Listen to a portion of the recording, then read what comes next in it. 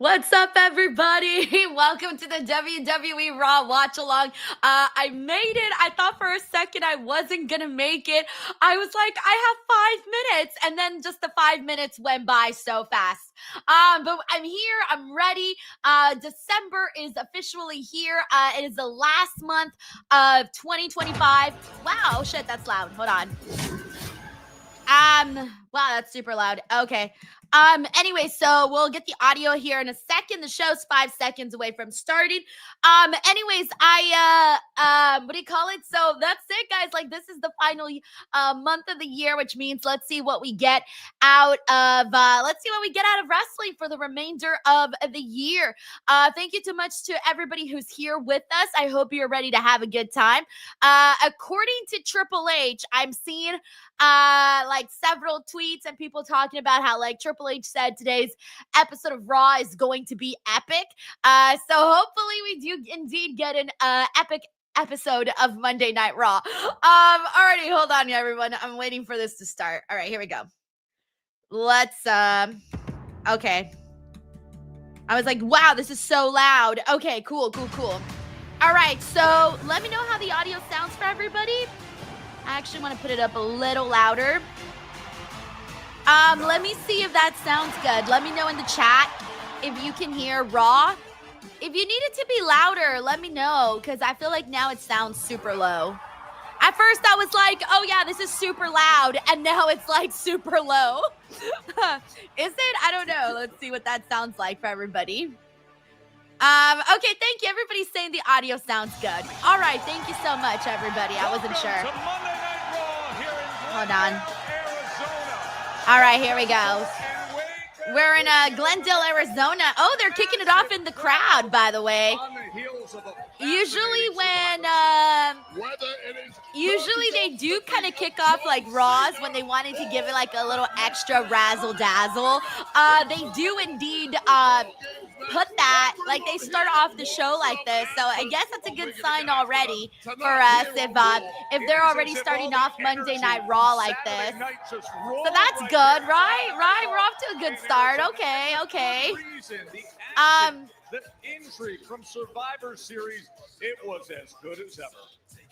This is going to be a fun day because we are officially 12 days away, everyone. 12 days away from John Cena's last match. We're coming off of War Games that had a lot of people talking. Whether it be good or bad, people were talking about that show. And then now we're literally 2 weeks away from John Cena's retirement. So we have the Last Time Is Now tournament. What else? I don't know what else is happening, but that's where we're at right now. I want to thank IGN Sucho, by the way, for kicking us off with our first super chat of the day.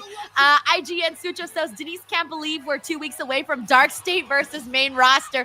Question now is who versus Dark State? IGN Sucho, get out of town. Get out of town. Go to timeout. You got to go think about what you've done.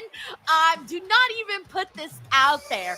By the way, I did a video today where I was trying to predict what matches we might be seeing for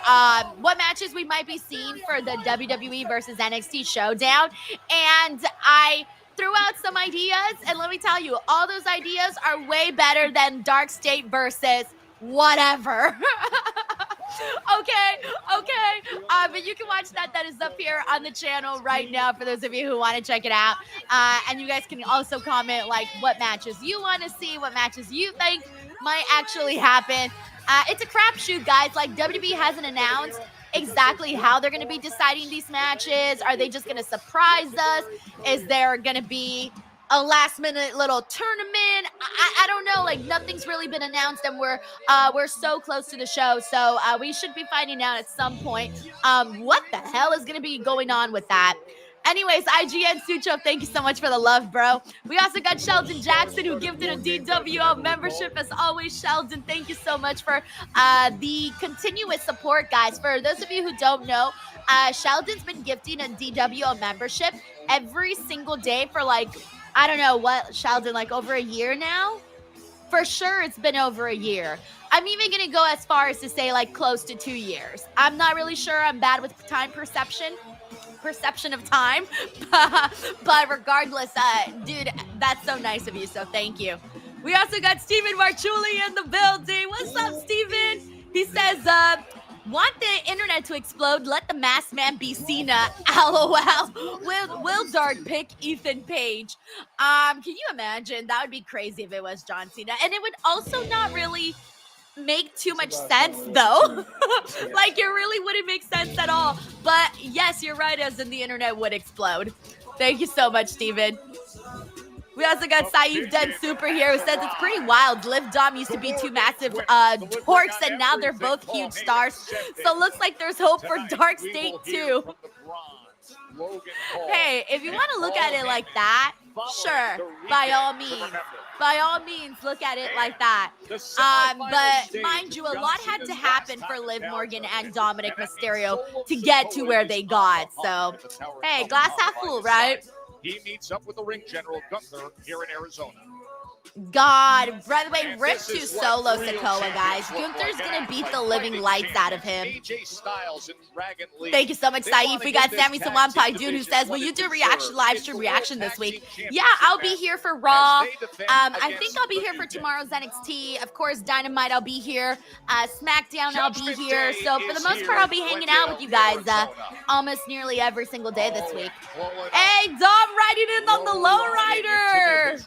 Hey, Dom out here rolling in. That's a really nice lowrider too, man. We still haven't seen a little moment there between Liv and Roxanne, so let's see how that goes. Let's see if she hugs her right now, because she's hugging everybody.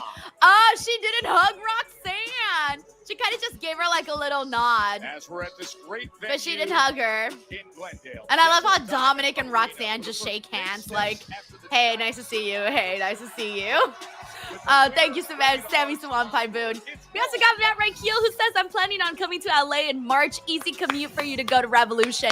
Oh, yeah, dude. I was very happy when I found out that Revolution was going to be in LA this year again. Yes, thankful for that. It makes sense. Last year I went, and it was such a great show. Oh, shit, we're kicking things off with Io Sky. Hey, what's the last time Io Sky kicked off Monday Night Raw? Does someone want to let me know when's the last time that happened?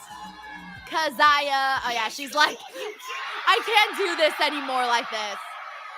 Okay, and so is Rhea. Okay, I didn't look at the card today, guys. I did not see what was announced for this, by the way. So if someone saw what they announced for this, let me know, because I didn't see what they announced with this for today.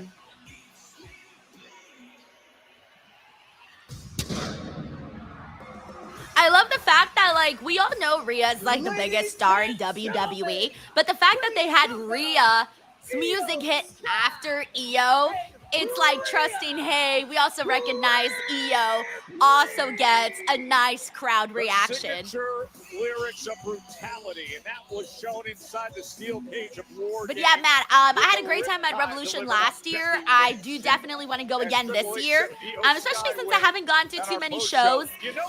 Oh shit! Someone had a sign of Io's face, and then they did little fingers. So it's the sign with the head, and then the little fingers like this. That's very clever. I don't think we've seen a fan sign that clever in a while. I love creative fans, by the way, man. When people come up with cool shit like that, thank you, Matt. I hope to see you at the show, man. We also got King Michael Gang. What's up, King Michael Gang? He says, hey, Denise, hope you had a wonderful Thanksgiving. What are your thoughts on War Games? To be honest, I was kind of disappointed. The women's match made my day. I'm kind of with you, King Michael Gang, in that the women's War Games was better. Slightly better, but still a little better. I think the common consensus overall for men's War Game is people wanted a little bit more brutality, which is totally fair. I didn't love the whole thing with the masked man. But other than that, like, that that was really just, and then I just kind of wanted some more like memorable moments in the body of the match. Those were really like my overall thoughts on how I felt about the War Games matches. And wait, with promo time, we're getting a promo too? I wasn't sure what was happening. Thank you, King Michael gang. Welcome to Monday Night Rio. Hey, I like them kicking off the show. Look, my face, it's a little sore. Our bodies, they're a little banged up. But at the end of the day, our team, we won the war. Yeah, and now, And look, it might have taken a little bit of time for us to all be on the same page, but at War Games, we managed to come out victorious. victorious. But the fight isn't over. Nah, because you see, the Kabuki Warriors, they decided that they wanted to are they doing that right now? My best friend right here, Io Sky. So I do not care how sore I am. I do not care how banged up I am. I don't care how broken my nose still is. We want revenge. Oh, they were like, we want more. Okay. I mean, I'm never going to say a no to this match. Championships off of the Kabuki Warriors. Oh, they're so going to make Rhea and Io champions. Hey, Asuka! No one is ready for Rhea! Oh, they're going to town with this, guys. WWE saw that the fans were loving this partnership, and they're like, all right, you guys are getting it. We're going, oh, Charlotte.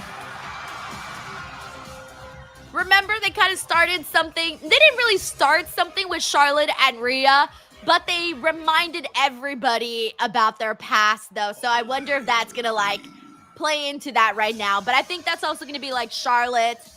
Maybe Alexa will come out to, like, all of them sort of stake their claim for wanting a shot at the titles. Obviously, former champs, Charlotte and Alexa. Yep. Okay, so it seems like that's what they're probably going to do. Ooh. What if we get, like, a triple threat tag team matchup with all these teams? That would be fun. Oh, no, there's, like, a little tiny gnat in here somewhere. I'm like, I'm literally trying to like murder it right now, but I don't know where it went. But here are the former women's tag champs. All right, we got Uncle Donkins here. What's up, Uncle Donk? He says, good evening. Eating during a War Games match shows you who WWE's target audiences are. Look, that wasn't, you know, some people had fun with it, and some people were like, come on, what the F? This is War Games. We need violence. I get it. I get people's gripes. I get it. Thank you, Uncle Donk. We got Diamond Money here who says Survivor Series was the worst PLE ever. Was it worse than WrestlePalooza, though? That's the question. I still think WrestlePalooza was way worse. Yeah, I remember feeling more negative towards WrestlePalooza than I did Survivor Series. Thank you, Diamond Money. We got Mr. GRK Chef here who says, hope we get Liv and Roxanne interaction. Oh, and we did. They didn't hug, but they also didn't, like, they didn't get mad or anything. It was very, very casual. Hey, guys. Thank you, Mr. GRK Chef 13. Obviously, I couldn't help but overhear you guys saying you wanted a shot at the tag team titles. Now, I'm very happy that we were all able to put everything behind us and win War Games, but when it comes to the tag team titles, I'm really going to need you to pump the brakes a little. You know, because if anyone understands wanting to stand up for your best friend, we do. But you see, me and my best friend were the former tag team. Maybe they'll do like a #1 contendership thing right now between both of those teams. And we never got a rematch. So we are all about you guys getting your revenge on the Kabuki Warriors, you know, just after we get our tag team titles back. A rematch. I mean, damn, guys, look, I knew that we'd be butting heads at some point, but I didn't realize it would be less than 48 hours later. And look, like I've always said to you, Charlotte, I respect you guys, all right? But respectfully, you guys couldn't beat the Kabuki Warriors, so it's time to get to the back of the line. I respect you, so respectfully. I like how she did that, like Maria, laid it in twice. If it's one thing you know about me, I don't step aside for anyone. Oh yeah, I need to see Charlotte take off her jacket, by If the you way, wanna because she's stand got there and like a act like you're studded better top than that I us. really want to see. Prove it. Okay, so then I think they are gonna make this match. You know what, Charlotte? I was thinking the exact same thing. I know you would. So how about you two take on us two tonight? Yes. Okay. Good. That should be a banger, guys. Like I can't complain about that.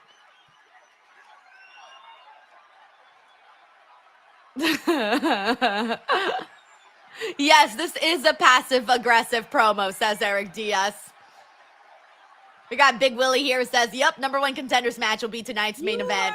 Yeah, I hope so, because that would be good. Well, it looks like it is. Didn't see that coming. Whether or not it's the main event, we'll see to find out, but usually it is. Whatever they decide upon in the first segment is usually the main event, so we can run with that idea. In the women's tag division, Adam Pearce, do your thing. You know, Rhea and Charlotte, they did what they had Yeah, to no, do this is Saturday going as to be teammates. fun. They This seem is going to friendlier be now, like but super their own fun. Business is important. You have to I also respect love that. how they got So like the their tall challenge best and the friend and their acceptance shorty needs best to be made friend. official. This is the era of the talls and the But shorties. tonight it is official. coming Rhea Ripley together. and Io versus Charlotte and Alexa Bliss in our main event. Yes, it is official. I appreciate it. Let me call you back. What can I do for you? Oh, it's Ivy. You know She's. damn I well think she that wants a Alexa shot at the has IC something title. first. Serve. Okay. She's never beaten me. I want this match. Awesome. You don't have to sell me on it. You don't have to sell Maxine on it. But you know she's training with Natty. I'll tell you what, though, so you're so forceful.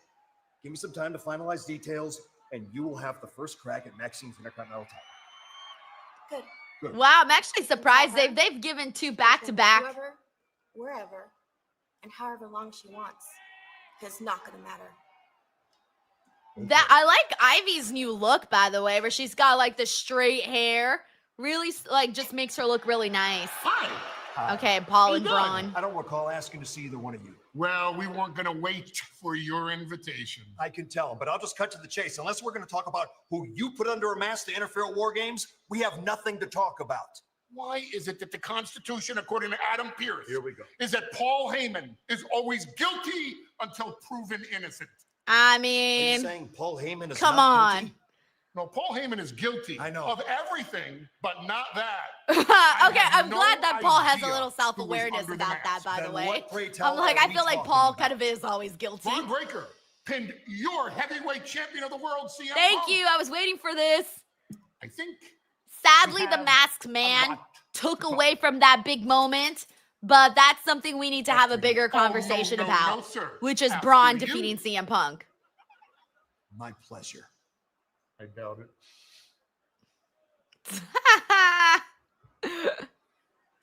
All right, I was Oh, kind of yeah, waiting flying for along that, that you know, office. so I'm glad that we're getting right to it and that Paul Heyman's like, we got to cash in on this now. Like, you got a big win over the world champ. We need to make something of this happen. Thank you so much for the kind comment. Fabian Valdez is very nice of you. Let me see what we got in here. What is everybody saying? Hold on. We got Jared Palmer here who says Denise Perez didn't get a hug from Liv. Thank you, Jared. We got Uncle Dog here who says Ivy Niles is super underrated. I hope she will have a big 2026. Well, let me tell you, dude, she needs to have a big 2026 because 2025, we saw very, very little of her. And usually it doesn't go well for people when you don't see them that often. Usually their names are the ones that you see when like cuts come about and releases. And it usually sucks because those people always kind of say the same thing, like, damn, I didn't even get a chance to show anything.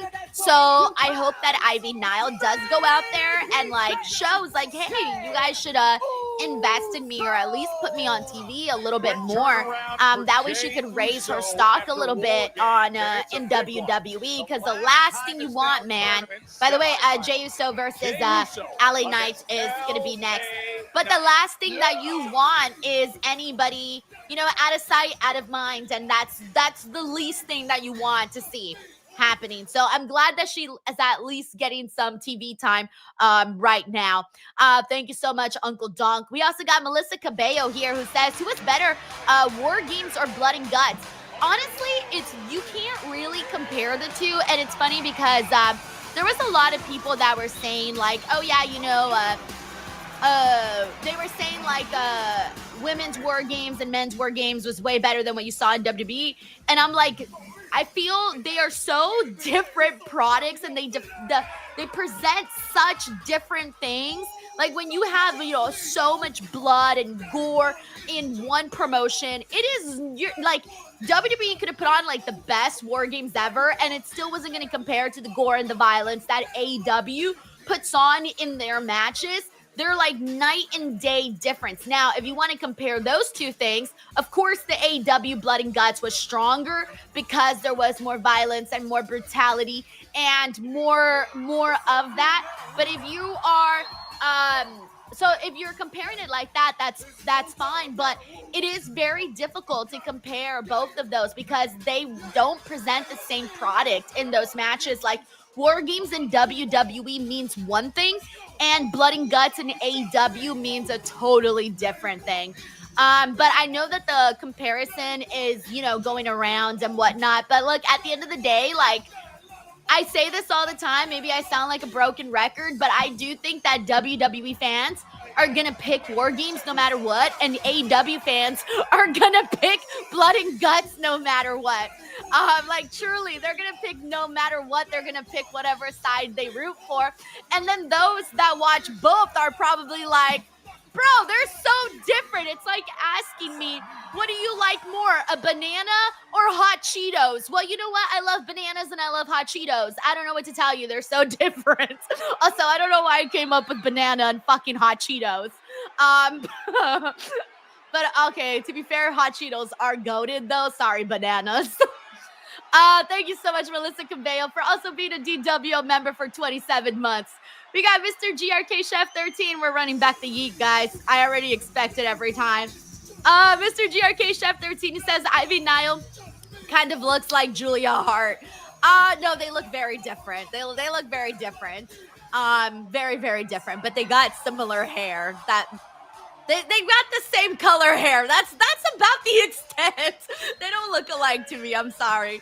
We got Infamous Raider Loco here who says, does anyone else feel a Kabuki Warriors interference?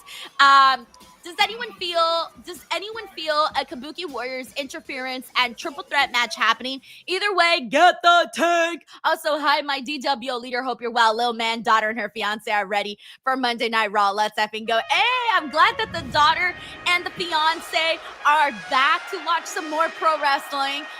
Very, very cool. It sounds like a nice family time right now.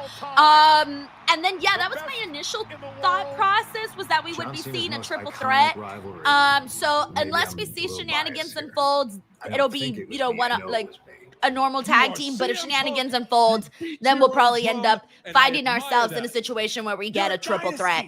Thank you so much, Infamous Raider Loco, for the love, bro. All right, who do we got in here, guys? If you're hanging out with us, blow up the chat. I'm gonna get your guys' thoughts, see what everybody's saying, how everybody's doing. It's the start of the month, start of the week, feeling good. Let's see what everybody's got today. We got Zachary Walton here who says, I like both WWE and AEW, and I can say I like Blood and Guts more than War Games because of the violence. Zachary Watson's like, I will take that bag of hot Cheetos, that bag of Takis, give me the spicy shit. Thanks, Zachary, for sharing your thought. Let's see what else we got here. In one word, magic. What? Darius says banana popcorn soup? Oh, I think you're saying like all the different ones. Sorry, I thought you were saying that there was a such thing as banana popcorn soup. I was like, banana popcorn soup? Yuck. Thanks, Darius. So shout out to Mark McKinney here who says, hope everyone is doing well. Had a good Thanksgiving. I'm so glad you had a nice Thanksgiving, Mark. And we're about to find out who draws closer to having that all-time. We got a Miami Scorpio who says, I love WWE, but Blood and Guts was better, especially the women's match. Race predicts that there will definitely be shenanigans in the tag team matchup today. John Cena's final opponent. Massive stakes. Get one step. I wonder what this match is gonna look like, guys, because golden ticket and a chance. I don't know what kind of matchup LA Knight and Jey Uso are gonna have. That's the part that's got me wondering. What are they gonna pull out of their bag today? Also, shout out to Angel Montez. Thank you so much for coming in here, showing some love. We got CC Funk in here. What's up, CC Funk? By the way, CC Funk is a regular on here, and I appreciate you, man. Every time you come in here to the show and you hang out, super chill. Thank you for always joining the stream. Also, shout out to Johnny T. What's up, Johnny? We also got Ray Santiago who's in the building. He says, my favorite John Cena rivalry with CM Punk. Love this video package. I just made this like meme on social media. You guys might have seen it. In case you didn't, let me show you. But it just kind of goes to show how fast like everything went with John Cena. Like I remember when he was like first announcing shit was happening. So I did this little meme where it was like January started. All of these things happened with John Cena, and then we blinked and it's December. But that's literally how I feel about how fast everything's gone. Hey, what's up? We got Mr. Esparza who's here with us. Thank you so much for joining the stream. Semifinals will be on SmackDown. All right, here we go. Semifinals tonight as Jey. I hope this match exceeds my expectations. Because I'm going to be real with you. My expectations are not that high. So let's see what, I hope they over-exceed it. So shout out to Charles Credo. We also got Jody Harris who's watching from Viva Las Vegas, one of my favorite cities in the United States, by the way. I love Las Vegas. Las Vegas is fun. Actually, every time people say, every time anybody mentions Las Vegas, I'm like, fuck, I should book a trip or something. I'm only 3 hours away, so... You know. Anyways, thank you, Jody. Chance to make history. Of course, that's just the physical side you're talking about there, Joe Tex. Think about the mental side for Jey Uso. Okay, so far both guys are bringing good energy. That's a plus for me. I hate when I'm watching a match, especially in a tournament, and the guys lack energy.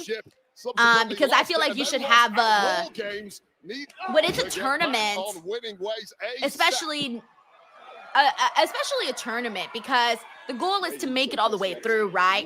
And you got to have that extra pep in your step.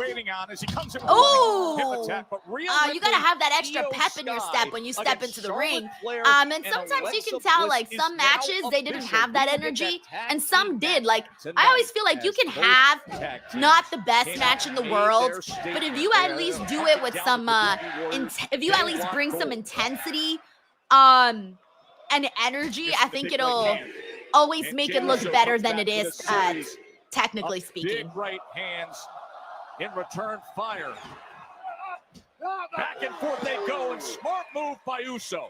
Move for move, counter for counter right now. See, like right now, Jey and LA Knight both have the I want to win this tournament vibe. I like that. Also, shout out to the infamous DJ1 who's hanging out with us here today, another regular on the show. We also got Ryan Guy Murray. What's up, bro? We got Tony the Iron Man Stark on Twitch.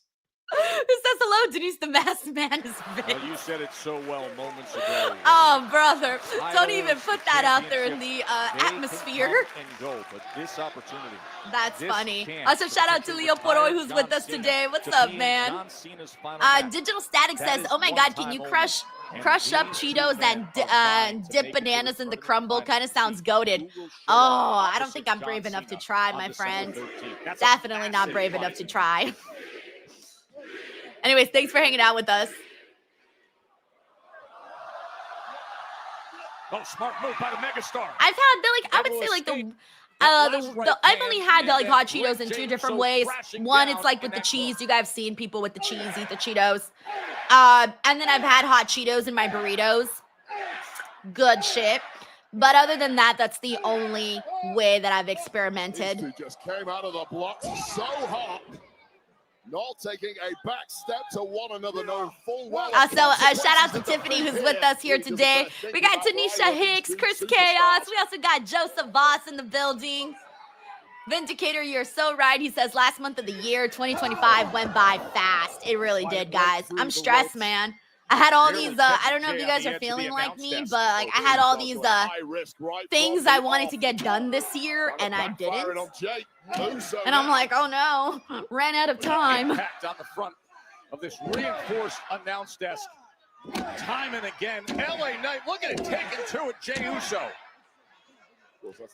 Thank you so much, Jody Harris, for hanging out with us. Lewis loves comedy. Brian McGee says, wanted to pop in and say what's up at the show right now. Brian, have a good time, man. Fuck yeah. I love how many, I feel like we've been on a roll the last couple of weeks where every time we pop into the watch along, there's always people that are at the show. I like that. I love to hear that.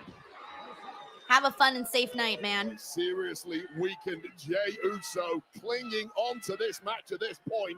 All right, we also got Isaiah who's hanging out with us here today. Shout out to Jessica who says she's eating some slow cooker enchiladas. Okay, girl, those are I love enchiladas, bro. Enchiladas are my top 3 favorite dishes. Number 1 is chilaquiles, number 2 is enchiladas, and number 3 is taquitos. Like taquitos. I was like, wait. What you did not see right now inside my mind was an internal struggle between whether or not I was going to say taquitos or tortas. I was debating, Jessica. Also, shout out to Brian Staronsky with the cool last name.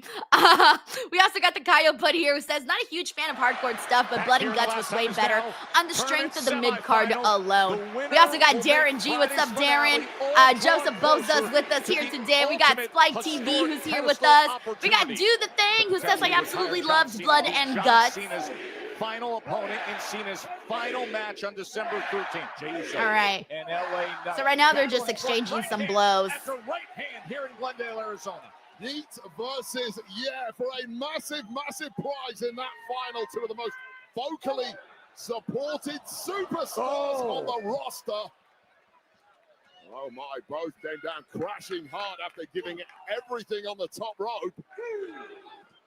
Oh yeah, John Kelly says chicken mole. Ooh, you know mole be bomb, bro.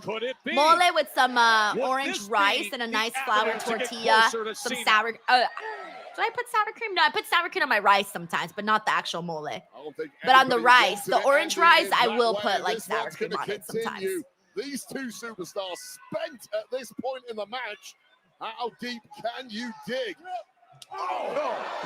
Great time in there from Jey Uso. We got an Omol here who says tamales. I love tamales, but I only eat them once a year. You know, you don't want to overdo it because you will pay the price. Able to get out of the way.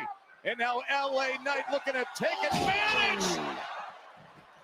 To advance. Okay, so here's the thing, man, about this match that we haven't even gotten into. Whoever's winning this is facing Gunther. Sorry, Solo. I know we're riding you off, bro, but it ain't going to be Solo. It's going to be Gunther. Now, they're either going to give us something more fresh and new in LA Knight and Gunther, or, my friends, we're going to get a rematch of a rematch of a rematch of a rematch that we've seen plenty of times between Jey Uso and Gunther. I feel like WWE would maybe know that. I don't know. There's 2 different ways of thinking about this, right? From WWE's perspective. One is, there's the spear. 2 count, 2 count. 2 count. There's 2 ways of looking at this from WWE's perspective. They might see it as like, oh my God, the fans are gonna love it if like Jey Uso finds himself across the ring from Gunther again because of all the chemistry and the because of all the history that they've had. So maybe the fans are gonna be like, oh shit, can Jey Uso defeat Gunther? That could be one of their thought processes. The other thought process, and I would hope that they have this thought process instead, is, hey man, we've given the fans this already too much. We recognize that, so we're going to go with something new, and we're going to give them LA Knight. The fans like LA Knight, so we're going to give them a big matchup here with Gunther. Those are the 2 thought processes that I can imagine that WWE has. Which one they go with, I don't know. I don't know which one they're going to go with. We'll find out. The Megaplex indeed. Remember the damage that Jay took just 48 hours ago. LA Knight. Okay, kicked out. Still with enough. I'm liking this match so far. Drained, Like I said, but you cannot break energy. The spirit of Jay Energy. Uso, even with those Southern Doc says that is their thought process. The first one. I know. I know. Usually they would do the first one. Let's hope they shake it up a little bit. The tournament that John Cena and management created. We got Mark here who says, I don't care for LA Knight, never got the hype. Even if you don't really get the LA Knight hype, I still think that we do kind of should get a new match. It doesn't get harder to earn than the way these two are going about it right now. LA Knight looking to finish the job here. Could he? Oh, it's a quick one. Can Jay do it? That one was like, oh, we all know that quick roll-up gets people lots of victories there. Oh, fuck, shit. I actually think Jey Uso might wait. No, they're tricking me. They're tricking me. I think LA Knight's going to move. Jey Uso took too long. Jey Uso took too long. He's going to move. He's going to move. Ah, he didn't move. He didn't move. He didn't move. Okay, but he kicked out. Oh, yeah, he's got it. He's got it. This is it. This is it. Yeah, that's it. LA Knight wins. Yeah. Once they did like that little, like basically they wanted to do a quick victory for Jey Uso where like LA Knight didn't necessarily defeat him in the way that like, you know, left Jey Uso wiped out on the mat by any means. Instead, they went the direction of, dude, he just got the win in on Jey Uso. Like, dude barely made it. Jey Uso almost had it, but he didn't get it. All right, guys, so it's looking like the finals are going to be LA Knight versus Gunther. Yeah. Oh, you know, people are going to be like, there are going to be a lot of people that want to see LA Knight defeat Gunther, by the way. I don't think that'll happen, but I do think that there's going to be a lot of people wondering if WWE will do it. I don't think they will, though. I would be shocked if they did. But this does feel like but this was still, regardless, like him making it all the way into the finals is a really good thing though for them. Frank says, put some respect on Solo's name. JK, it's Gunther. Bless Solo Sikoa's heart, guys. Bless his heart. Bless his cotton socks, but bro is not defeating Gunther. If Solo Sikoa defeats Gunther, didn't get the win. See it on his face. I don't even know what I would say on this stream. Honestly, I don't even know what I'd do. The ups and downs of a year. All right, but now Jey Uso is looking super sad. I don't blame him. He should be sad. So close there. Despondent and defeated you feel right now. Having victory snatched away like that. But the fact that they're milking it, by the way. The fact that they're milking Jey Uso's disappointment, shock, sadness. To this level and then come up just that short in the way that's something interesting. Where are they taking that? That's the next question to ask. Where are they taking it? The fact that they're milking it so much. Like, we've gotten more of Jey Uso being sad than we have LA Knight celebrating his victory. We got Ray here who says, give us a heel turn soon. We got your boy KJ who says, nah, y'all be hating on Solo too much. We all know he's not gonna win, nor should he, but it's gonna be big man slapping me and I can't wait for it. It's gonna be Gunther slapping Solo's meat, bro. Anyways, Jey Uso's crashing out. Jey Uso's crashing out. He's letting it all out now. Let it out, bro. Let it out. Just let it out. If you want to cry too, let it out. Bitter defeats of your career when you think what was at stake there. Throw some more stuff. Break some more things. It feels good. Oh, man. Do it, Jay. I'm rooting for Jay to crash out. Get up on our feet. I know we weren't in War Games, but we're here now, so I'm asking how we can get our way into Damn, we haven't really seen much of Lyra Bailey as of late. Are you sure you're in the right headspace to deal with the Kabukis again? I got this. Of course we're good. Are you sure? What have we not been good? Really? Like, most of the time we're good. Right this second we're good. Can we please have a tag team match? Okay, listen. After the main event tonight, I'll have a much clearer picture of the tag division, but I promise you in the meantime, You both are under consideration. You have my word. Under consideration? You have my Ugh. word. Great way to not say yes Happy or no. Monday. You have my That's word. a terrible Happy way Monday. to tell somebody you're under consideration. Damn, just tell me I'm on the wait You are the list. reason we lost one game. If you joined, we could have won. You idiot! She I'm an used idiot Bailey's because word I'm gonna against join her. Your team? I mean, you guys need to look in the mirror. You're the reason that you lost, okay? You're an idiot. You're a bigger idiot, all right? It wasn't me.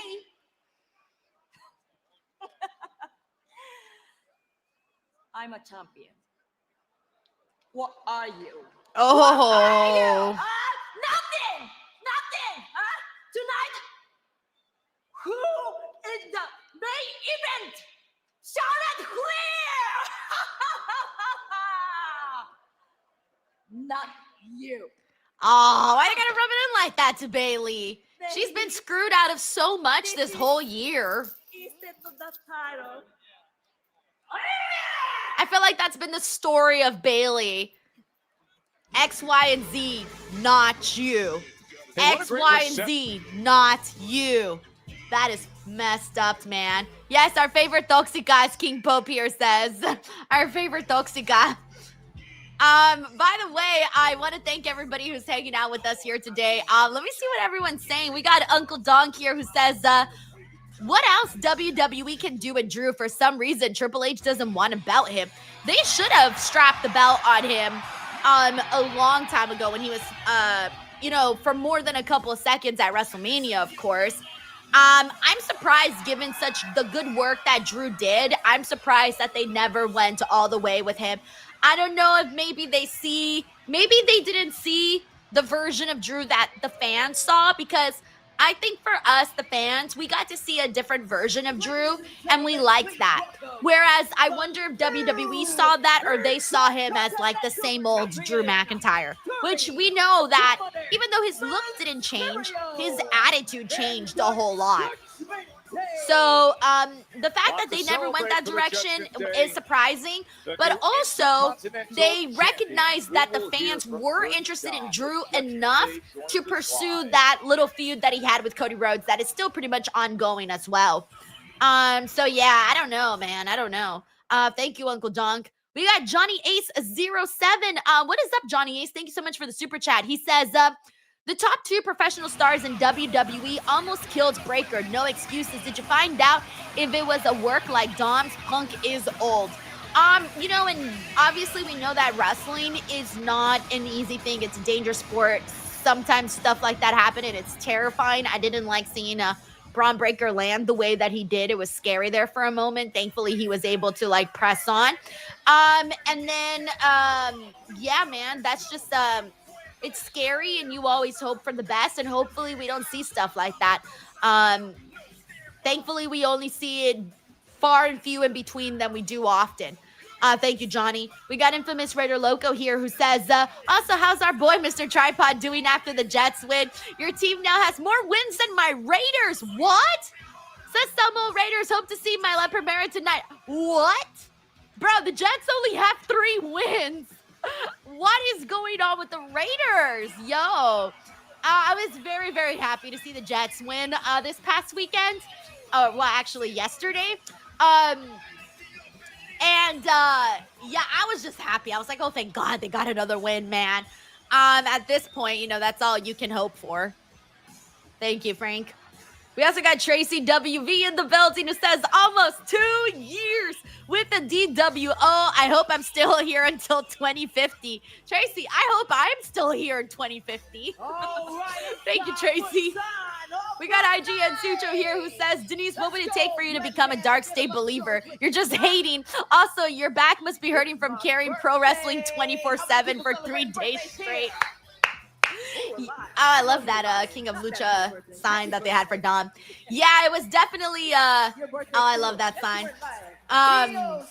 It was definitely a lot to have to wake up at 5 a.m. Friday, Saturday, and Sunday. I'm not used to that, but I'm always very thankful when I get chosen to be the lead host for the show. So I take it as a pride thing, that if I do a good job, they'll keep asking me back, and that's always nice to have, right? But yeah, that's all I can hope for is just the very best, right? But yeah, in order for me to become a Dark State believer, they're gonna have to start being good, okay? Until they start being good, I'm not gonna be a Dark State fan. They can always win me over. They really, truly can. It's just not happening right now. Sorry, IGN Sucho. Thank you so much for the love, bro. Keep them going. We also got Infamous Raider Loco here who says, I mean, Solo does have MFTs for backup, so maybe. Bro, Gunther will get all them fucking MFT members, fucking chop the living shit out of them, even fucking Talatonga, bam, bam, bam, bam, bam, take them all out. The MFT's got nothing on my boy Gunther. Thank you, Infamous Raider Loco. We got David Primero here who says, finally, LA Knight push. Jey Uso, sore loser. I mean, it's getting a little rough there for Jey Uso, you know? Thank you, David. Hope you're doing good, man. Happy Monday. All right, we got what do we got? We got a Judgment Day promo. I like when Dom speaks in Spanish.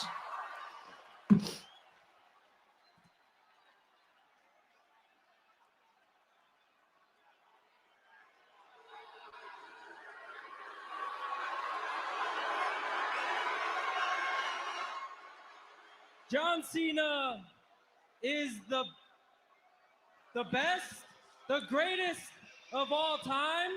And now you beat him, Dom. But I just beat the greatest of all time.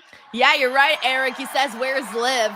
So yeah, she didn't go. I think he's going to welcome her so her theme could hit.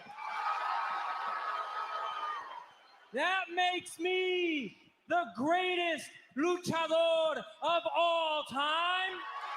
Chris says, for those that don't habla español, Dom just said you're in the presence of a legend. And once again, the greatest intercontinental champion of all time. But can't believe how cocky Dominic looks now. I couldn't have done it alone. It's crazy, guys. I couldn't have done it without my boys, JD, Finn Balor. Is he gonna say I couldn't have done it without my girls? Roxanne and Raquel. Hey, where's their abrazo? Come on. There's one Give her a person hug. in particular that I most definitely could not have done it without. So please welcome back my güerita, Liv Morgan. Okay, I'm paying very close attention to the interactions between Roxanne and Liv. Their facial expressions. Well, let's keep an eye out on that during this segment. Wow. Yeah, Wade, seriously, wow. I was saying this during the Survivor Series watch along, but I love that Liv Morgan is kind of doing like, she's got mermaid vibes with the really, really long hair.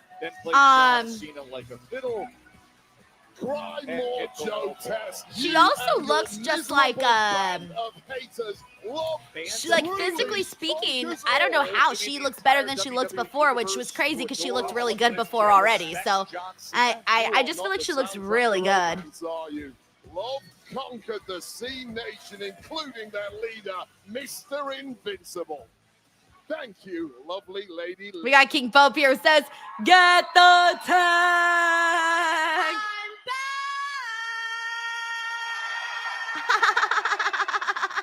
I'm trying to do the Liv Morgan laugh.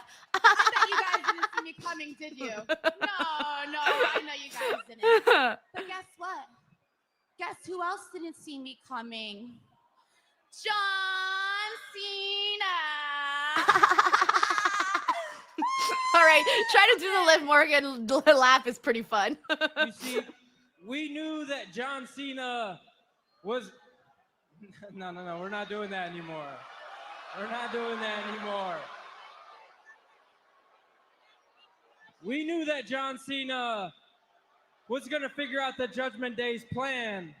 But once that failed, and we decided to play the ace up our sleeve I got back my 2 favorite things in the world. My Intercontinental Championship.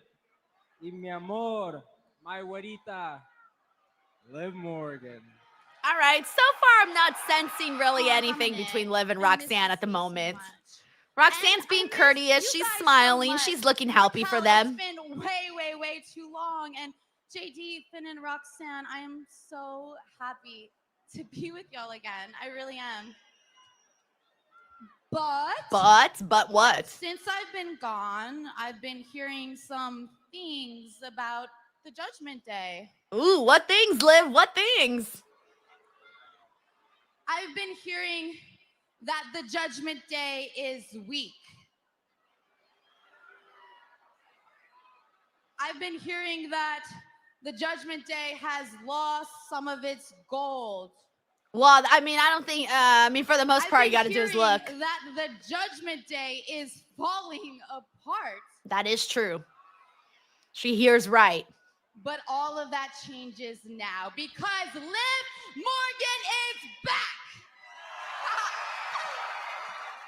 And the Judgment Day is back, and we are coming for everything that is ours. Okay. So as of right now, the Judgment Day once again officially runs Monday Night Raw. All right, so then they're also trying to get back the women's tag titles, the tag titles. One more thing. Oh! Wait, okay, they got me there for a second. And they're doing tough love here. Naricita. I don't know what it is with this, like, mission statement from tough love kind of, I'm not really sure what this is, guys. I don't know how to describe their relationship, all right? I kind of forgot, because Liv has been gone for so long, how all in she is on this romance between her and Dom. Like, Liv doesn't shy away from being, like, touchy and aggressive and really all in, like invested, man, invested. Again.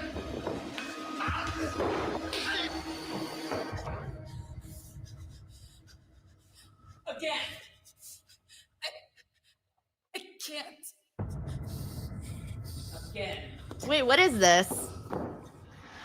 Oh, is this Maxine's training? I think that's what we're seeing here. I like that. Again. Because remember she was saying that she wanted to bring back her friend Natalia. Now, try it on me. I think we might be seeing the version of Natty that people want to see. Not just Natalia, but like Natty, as in like Bloodsport Natty.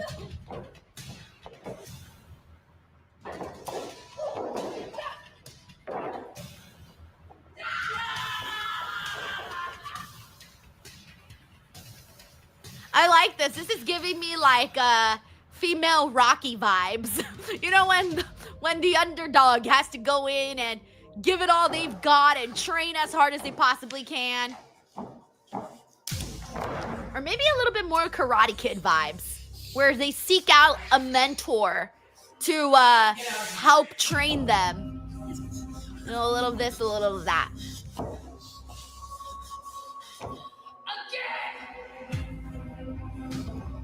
Yes. Good. I like it. I like it. Hey, Adam, you want to see me? Hey, Eddie, how are you?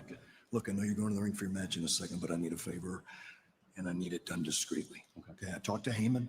Don't believe a word that comes out of his mouth. Okay, he's full of it. I know it. He knows it, and he ain't talking. And I'm seeing reports of Seth walking around a Survivor Series without a sling. But medical's telling me he's not cleared. There's no way he can climb the cage, hit a picture-perfect stomp, and then get out of there.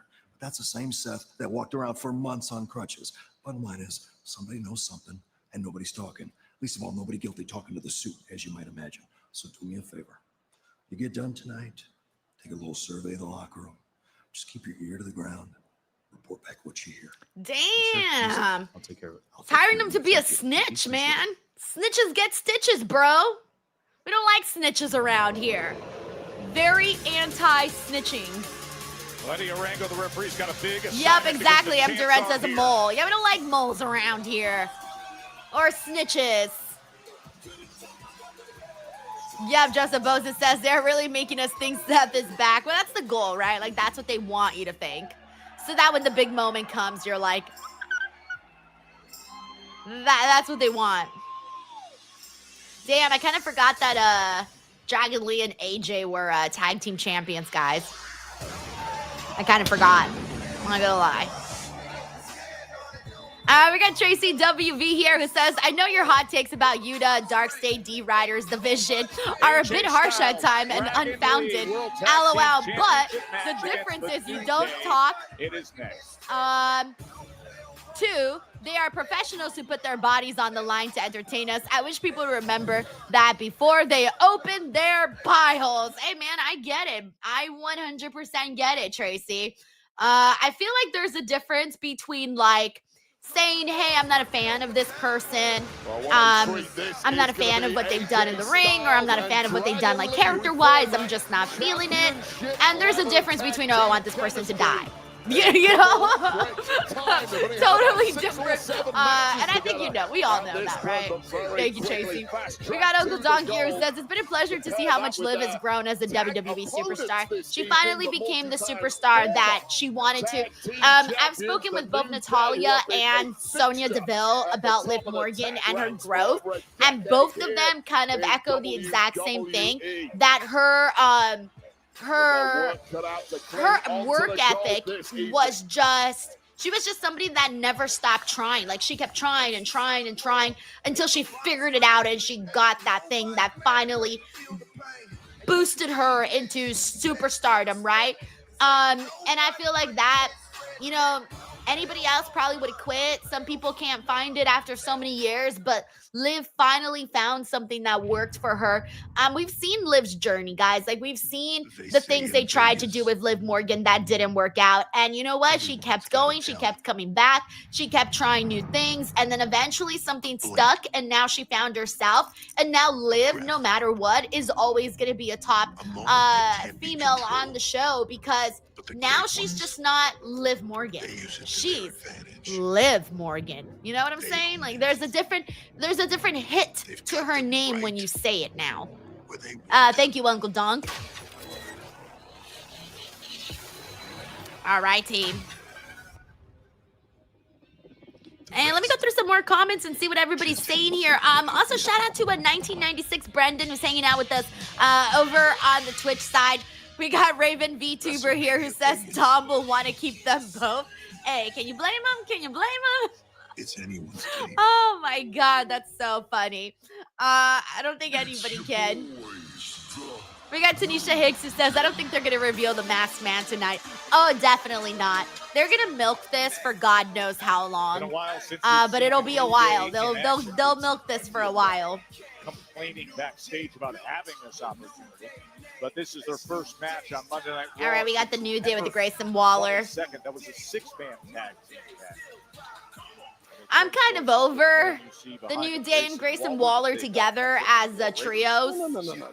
I kind of hope they. How you introduce these guys? You say. I don't know. I'm kind of over it, but I like that they're still putting so much effort, though. Like, the New Day's really trying. Like, they've come up with all these things.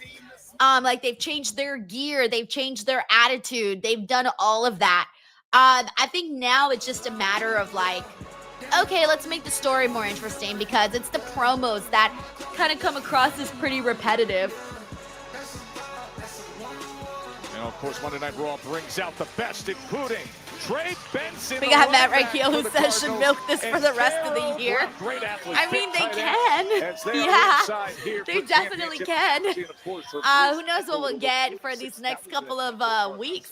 See, like, last year during this time was way different, because last year during this time, oh, by the way, last year during this time, the New Day were having those really, like, gem backstage segments where they were you know, not seeing eye to eye with each other. And then it was next week last year. That makes sense. Next week last year was when they did the New Day turning on Big E. I remember it because that was the first show Santi and I did together, and we celebrate 1 year of our Raw post show next week, by the way. So December 8th, even though our Raw post show anniversary is December 11th, we will celebrate next week, December 8th. At a combined weight of 385 pounds, they are the World Tag Team Champions, Dragon Lee and the phenomenal AJ Styles. So tag team wrestling. If they go to town, this should be a fun match. New Day lost. Jay Gross 9 says celebrating 1 year and 0 completed bets. For reals. Yeah, so next week will be the 1 year for the Raw post show. And then also, as I was saying, so this time last year we were also getting ready to make the Netflix premiere.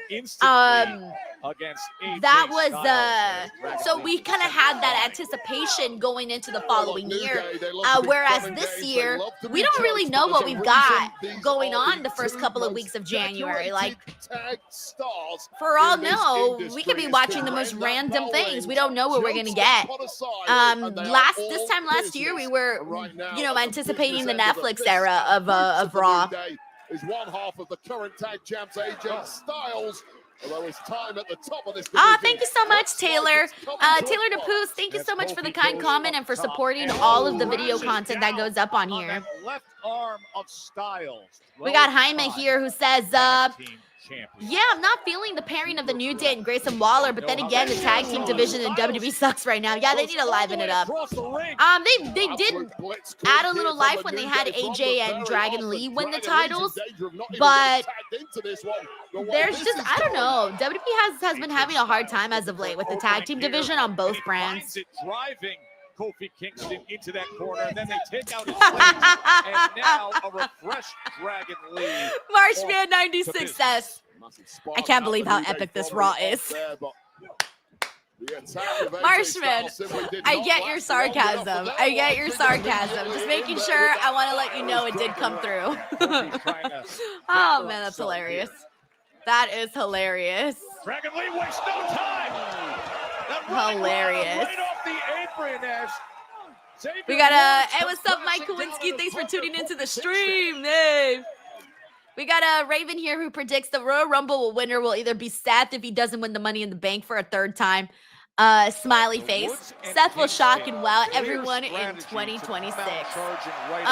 Also, Raven says, are you streaming for NXT Deadline? When is NXT Deadline? Yeah, and I've been speaking to the New Day. I need to check. I didn't put it on my calendar, so I clearly forgot about it. And I did my calendar today, so and it's not on there. Whoops. Oh no! Oh no! Oh no! Of Dragon Lee, and now I didn't realize it was December 6th. Ah, fuck me. All right, well, I'll worry about that later. Because I have a party that day. I have a party that day. Yeah, I didn't realize NXT Deadline was that day, so I made plans.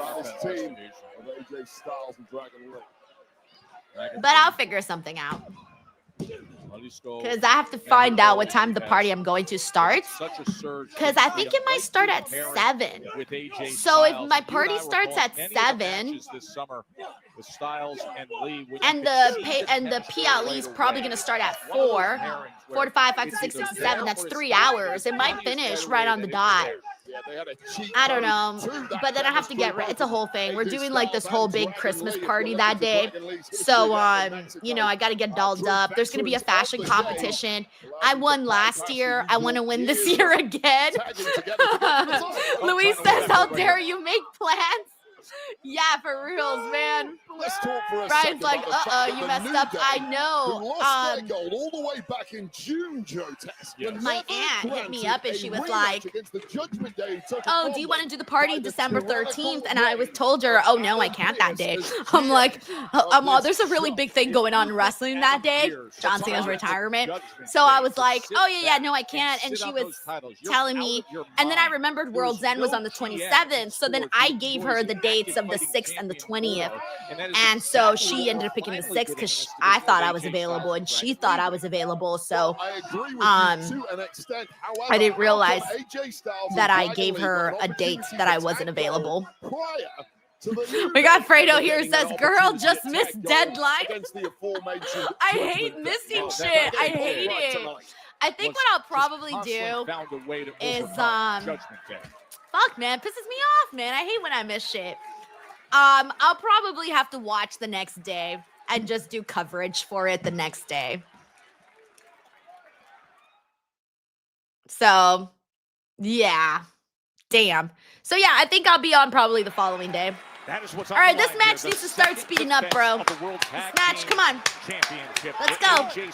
We're on. We're live, baby. Let's go. It's the two-time champion, the New Day, and here comes AJ Hey, Victaru, thank you so much for the 10 DWO memberships. Hell yeah, bro.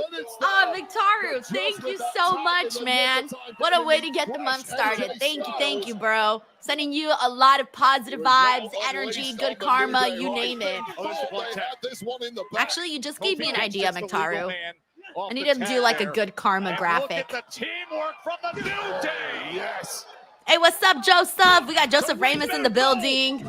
And Styles survives. Still pulling out new Tracy's like, no, World's End is the 27th. That's the holiday tour day. Oh, that's right. Tracy got tickets to the show. Yeah, I get it. Perhaps now closing in on victory. Big G, Grayson Waller on the outside, barking some instructions to his men.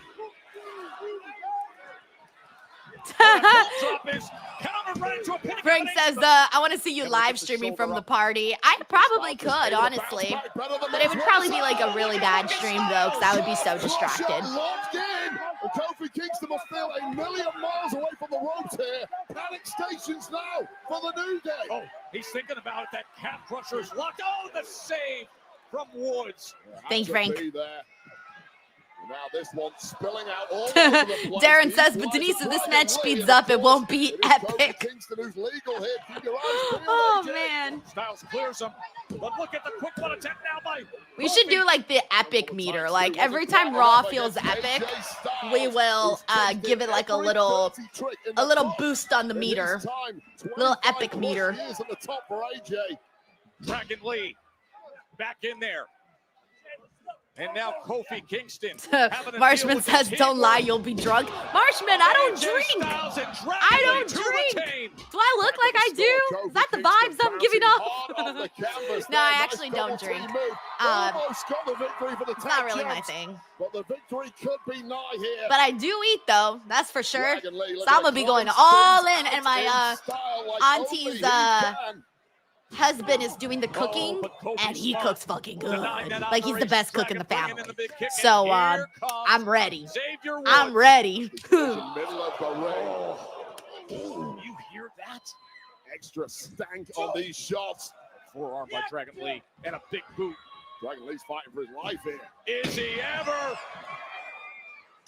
Ooh, right in the guts. Luis says, not even a glass of wine? Nope.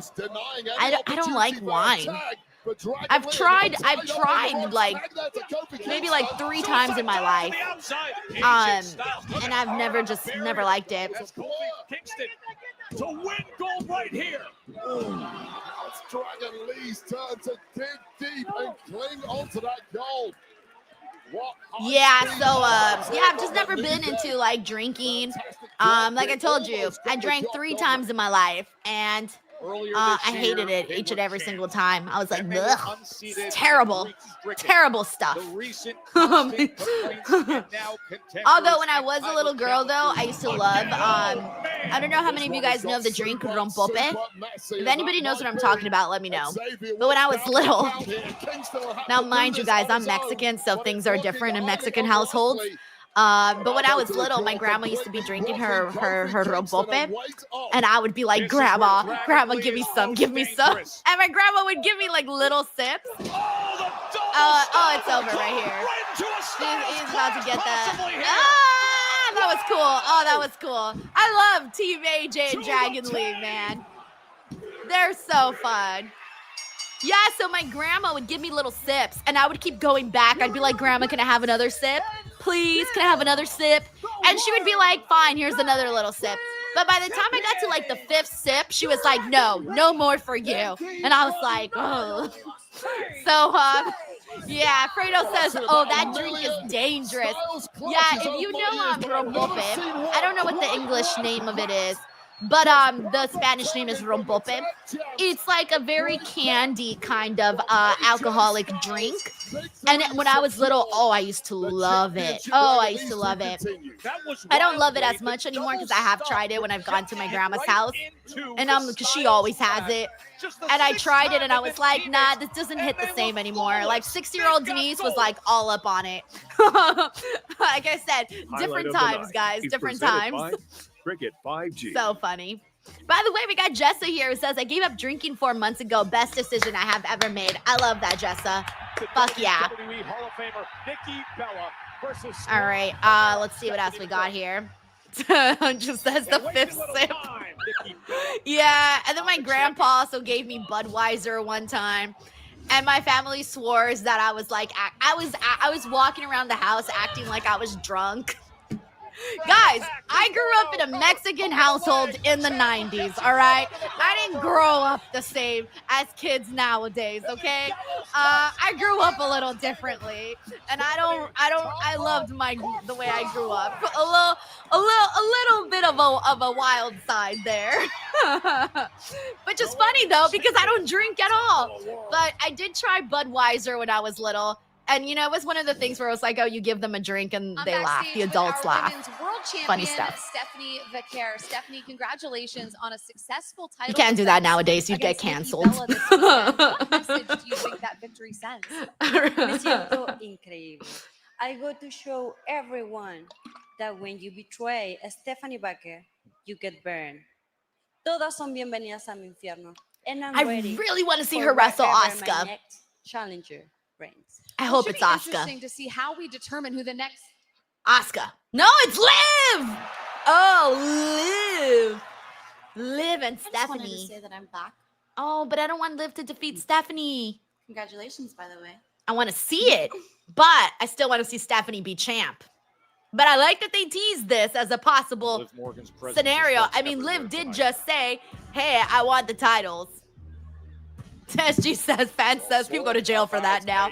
Literally. A menacing presence. We got Corporate Gohan here who says that's a story that's going to pop hard. Also, shout out to Mr. JRK Chef. He says, I have not had a drink in 3 months. I don't miss it. I love that, dude. Honestly. Man, that makes me really happy. WWE Hall of Fame. We got Clown here who says, I grew up as a white kid in the 80s at parties. I was in charge of filling the cups up from the keg, and I would always drink some before I gave it to the person. Clown's like filling it up. Oh yeah, here you go, here you go. It's just like, as kids, you just do some wild. I think as kids, we just so badly want to be adults that we want to do things that are like forbidden, and you're like, oh, I know this is forbidden. I want to take a sip, see what the fuss is about, right? now that you have the option, well, some people obviously take advantage of the option, some people don't, but still, it's so funny. All right, let me mute the commercials. We got a 3-minute ad break. Let me go through some of the comments, see what everyone's saying here about all of that. So funny. That's let me go through the comments. Yeah, by the way, Teddy Gonzalez says rompope is like eggnog. Yeah, it's essentially eggnog with alcohol in it. So it has like this very sweet, thick texture. It was good back in the day. I liked it, you know, back in the day. Maybe I'll try it again this Christmas. I'll give it another chance. But it's so funny because last time when I told my grandma, I was like, hey, let me try the rompope, because I wanted to try it to see if I remembered if it hit the same way it did before. And everybody turned around and they were like, what? Denise is gonna drink something? What? And I was like, ew, don't look at me. Everybody was looking at me like I was a fucking zoo animal. I was so mad. And I wonder if that made me not enjoy my drink. I'm like, I don't like everyone staring at me, making me fucking feel like a zoo animal just because I got a little sip of a drink. But that's because I don't drink. Thank you, Teddy Gonzalez. So funny. No, Sharky Tank says I can confirm on Santi Zap's Twitch he's not wearing the I Love LA shirt. Look, I'm gonna go easy on him today because he had a very great weekend this week, but then I'm gonna go back in there next weekend and be a jerk. So yeah. Let me go through it. Let's see what everybody else is saying here. By the way, we have a couple of super chats, so thank you to everybody here. We got McTaru. Dude, McTaru, you're too nice, man. You're too nice.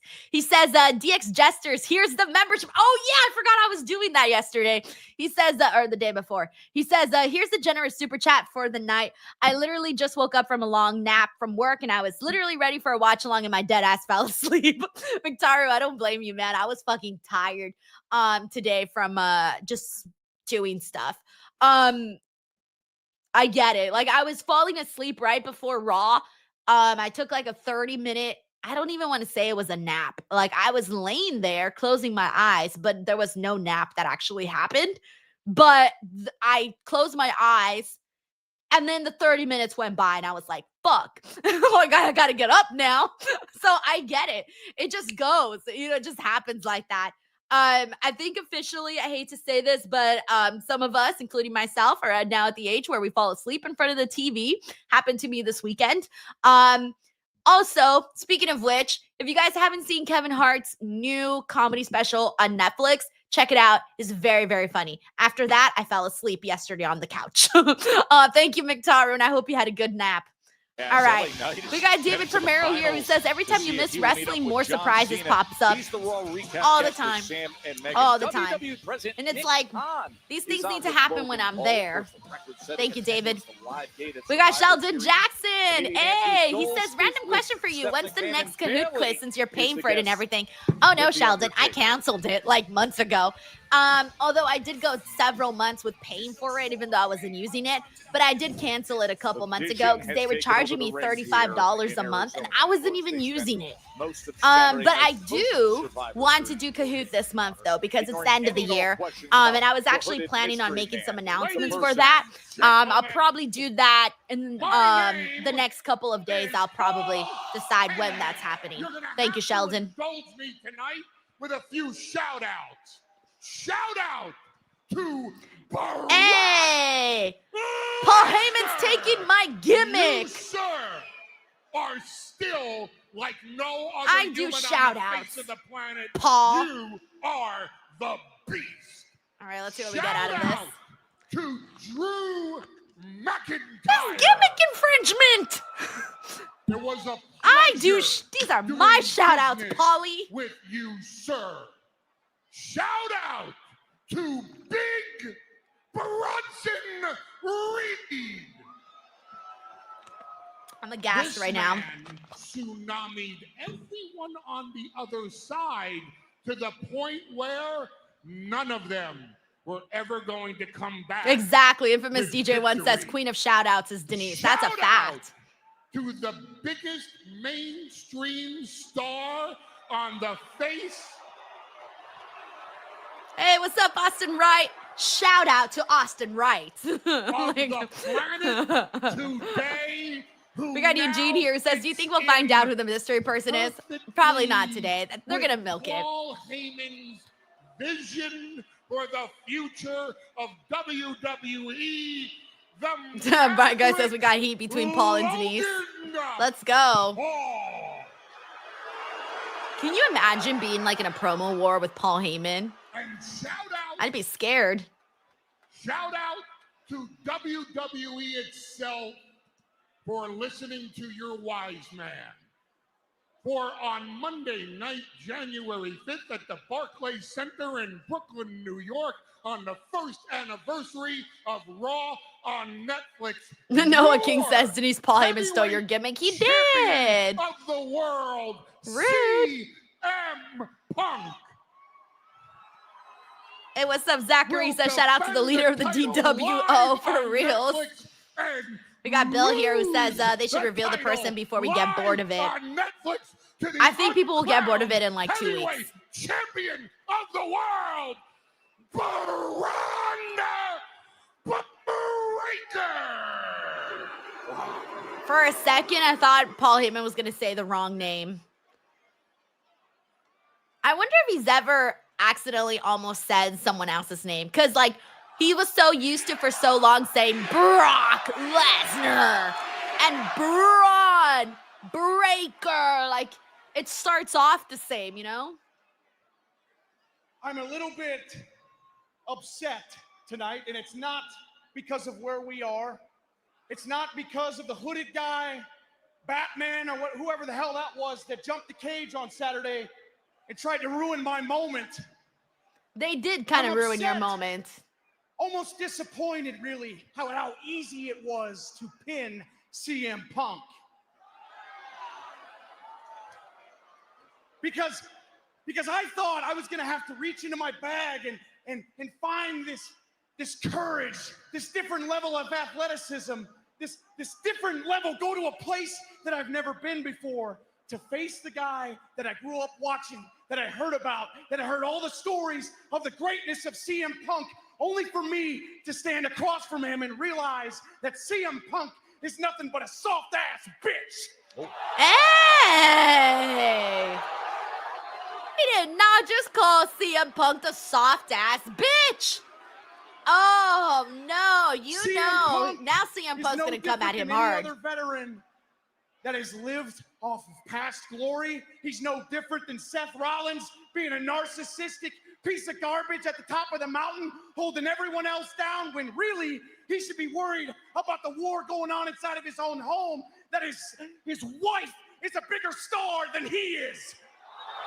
Wait, he's saying AJ Lee's a bigger star than CM Punk? Oh. I wasn't expecting Braun to throw some shots at Punk's wife.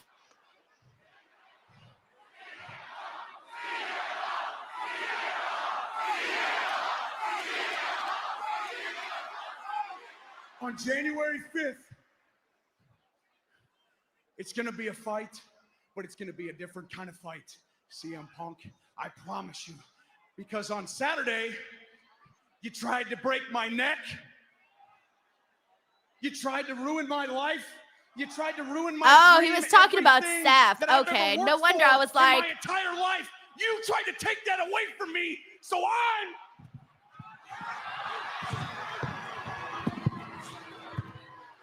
Listen to me, Punk.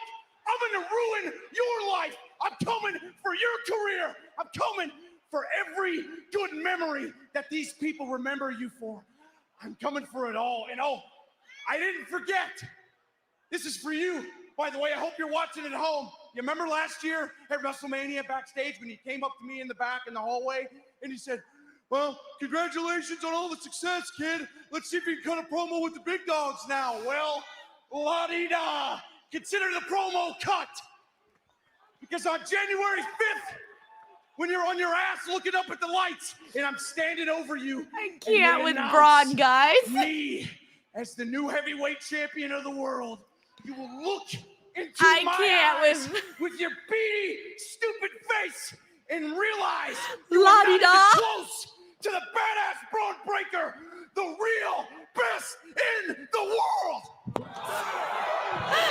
Okay, there are two thoughts that I have to say here.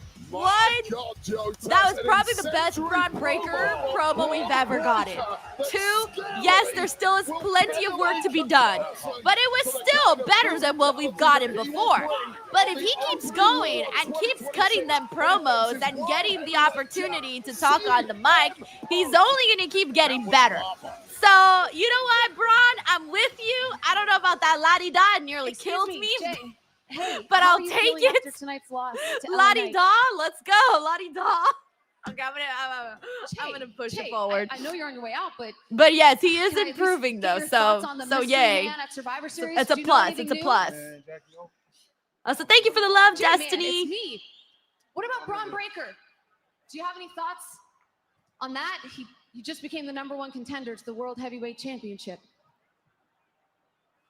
Jackie, I don't give a damn about no Braun Breaker. I don't give a damn about no vision right now.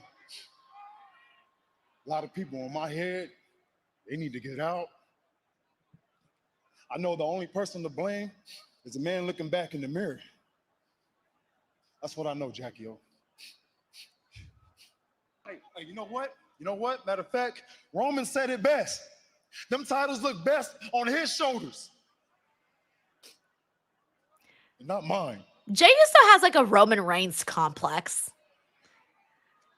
You know how people usually got like, Cyber Monday is here. there's always that person that they just cannot live up to. They can't, that person in your life that you're just like, fuck, that person's just always greater than me. And load up for the holiday I feel like that person in Jey Uso is Roman Reigns. Like Jay's always trying to please him, be like him, you name it. There's like this really weird relationship there with Jay and Roman. He idolizes him, but he also wants to be him. So I don't know. It's just interesting. Oh my gosh. Matthew Landon says you hit the nail on the head, Denise. Yeah, like that's how I feel. Like he's got a Roman Reigns complex. We got King Pope here who says Jay is battling demons. Tanisha Hicks says, I'm going to need Jay to have some confidence. Where is this going? I mean, he's going to probably just crash out, and instead of picking himself up and trying again, he's going to not conquer his demons, and he's going to give in to his bad side. Throw himself a pity party. That's what we'll probably be seeing.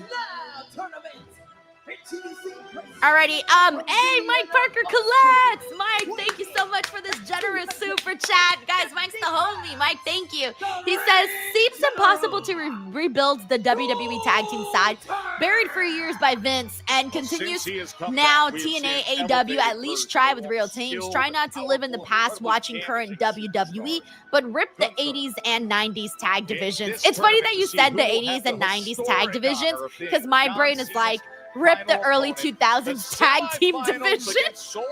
I feel like we do always look at our favorite eras just a lot more fondly than the current and the now, because like for me it was all about, like, my era was all about the Hardy Boys and Edge and Christian. Like that's what I wanted to see. That's what I love, and that's the style that to this day I prefer when it comes to tag team wrestling.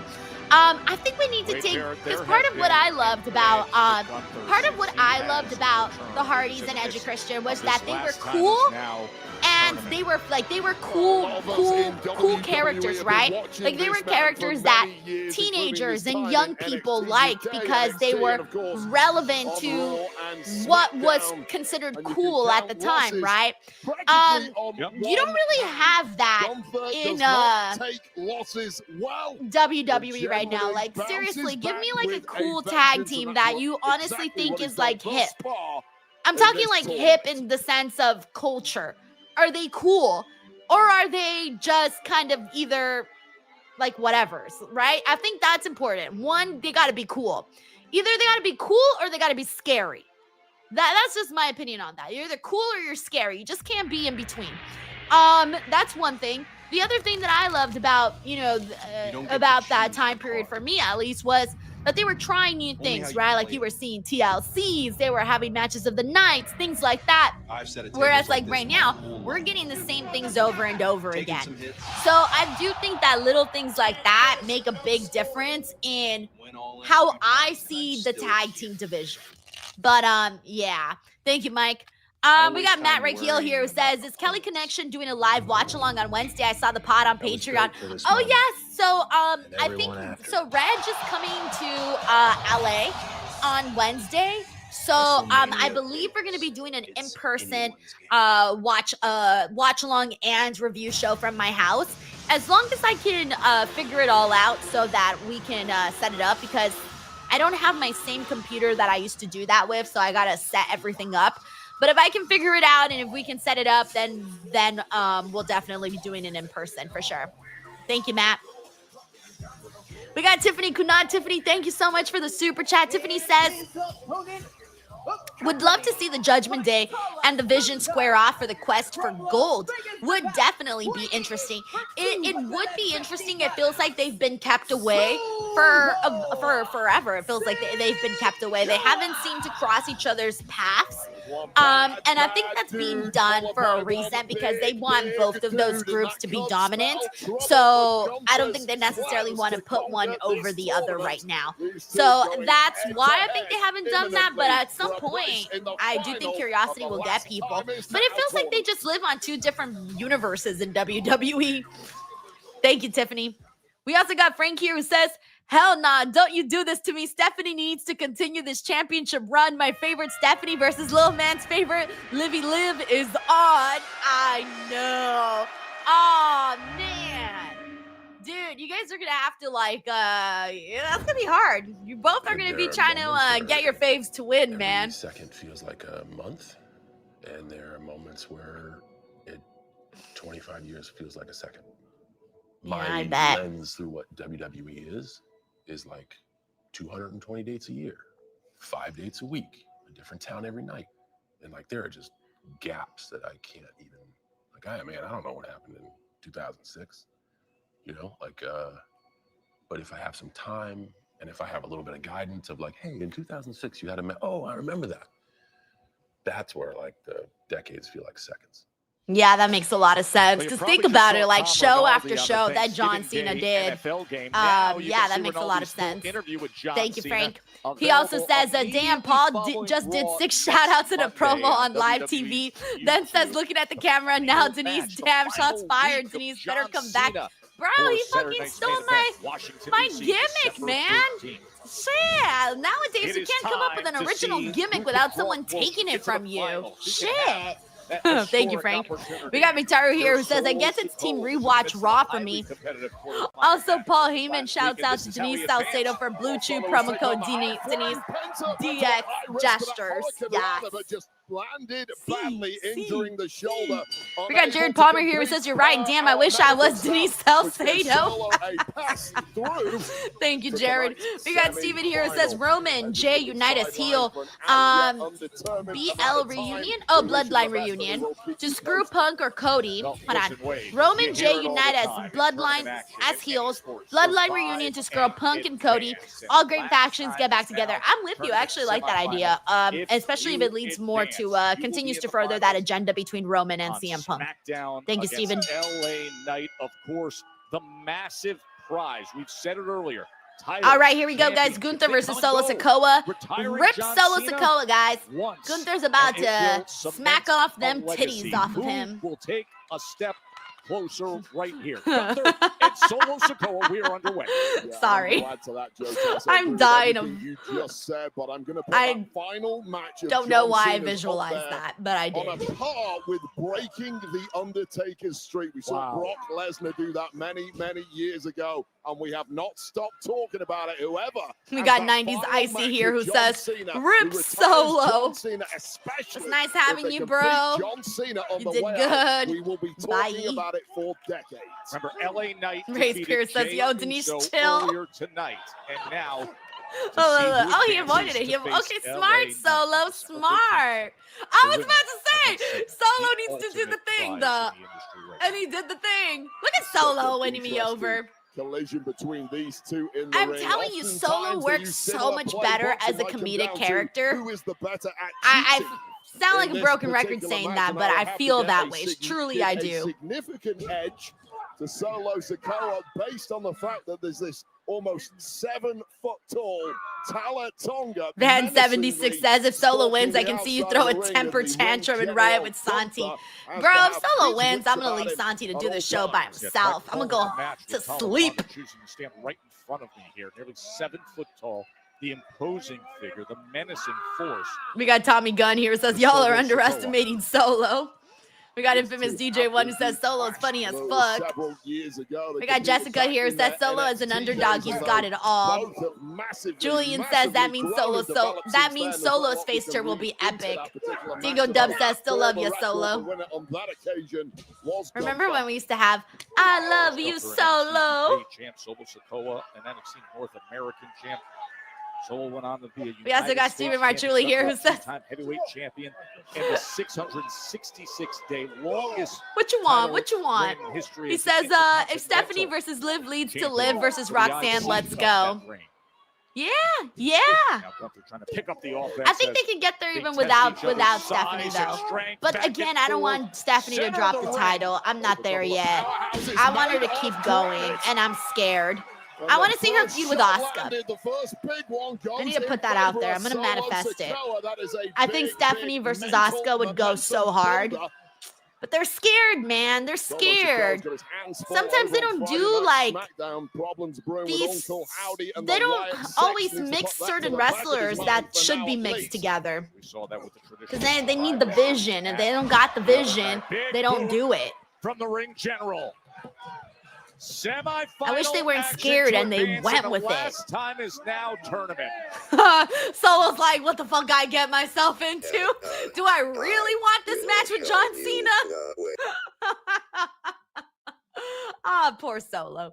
Thank you so much, Steven. See, here's the thing. Like, at least Solo makes me laugh. Say what you want about Solo, but he makes me laugh. So there's at least one pro in all of this. Let's see. Hey, we got Black Demon Daddy says, how the fuck did I get a gifted membership and I'm not in the stream when it happened? Thank you to whoever. So that's something interesting, by the way, Black Demon Daddy. I've seen it on Twitter because people will screenshot and send it to me. So whenever someone gives a membership, it goes out to anybody that is a subscriber. Anybody. I always thought you had to be on the stream, but then I saw people saying like, oh, I wasn't even on the stream, but I got gifted a membership, and they got a membership. Great. I love it. I love it because every time that happens, people that aren't on the stream, they get this notification and they're like, oh shit. Huh. And then they go and they click on the channel and then they're here and it's like, hey, welcome. So it's really cool actually. I was on a YouTube meeting with not a meeting, but like they do creator like seminars, and they put up like a bunch of you could join like a seminar and ask the people of YouTube questions and things like that. And they were asking, somebody asked the people that were doing the seminar, hey, how do people get memberships? How does YouTube determine that? And they were like, we have no idea. YouTube just does it randomly. And I'm thinking, well, if they don't know, how am I gonna know? But yeah, no, I do think it's great. Honestly, I think it's great. Anyways, welcome Black Demon Daddy, and enjoy yourself. Let's see what else we got here. We got Corporate Gohan here who says it happens to offline people too on Twitch. I'm telling you, that's pretty cool, man. Honestly, I really like that. We got Infamous DJ here who says I've always wondered how that works. Yeah. I think it's just the look of the draw, right? I guess that's just what it is. Hey, what? No way! Black Demon Daddy just gifted 5 DWO memberships, giving it back to the people. Let's fucking go, guys. All right, Black Demon Daddy. That was probably the coolest thing I've ever seen happen, where someone that wasn't on the stream got gifted a membership and then gave it back to 5 other people.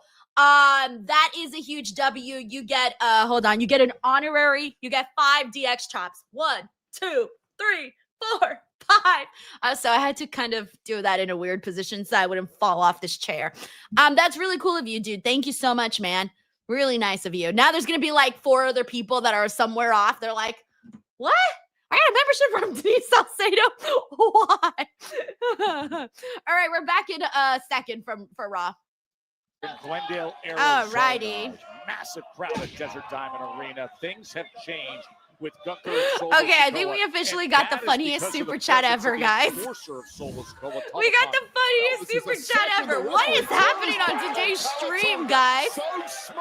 We got Hunter Hurst Helmsley 1, who says, hey, Denise, heard you're a big fan of the product. Keep watching the show and make sure to get front row seats for Royal Rumble. Hope this helps you out a bit. Solo Sikoa a little earlier in this matchup. All right, who's pranking me? Yeah, Gunther dominated the first 2 rounds of this last time. All right, the stream has officially gone off the rails. Y'all are too much. Haze that he got through. This is a very different I'm dead. Hold on. I'm gonna take a picture of this. I need to send it to my husband.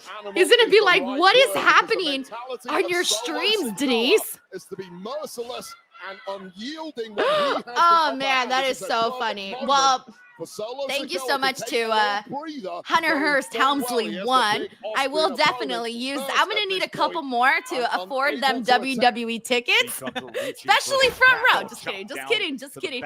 No, seriously, thank you so much for the love, for the laugh. That was very funny and officially the craziest super chat we've ever gotten on this show. Targeting that thumb, and now back to the top. Y'all are funny.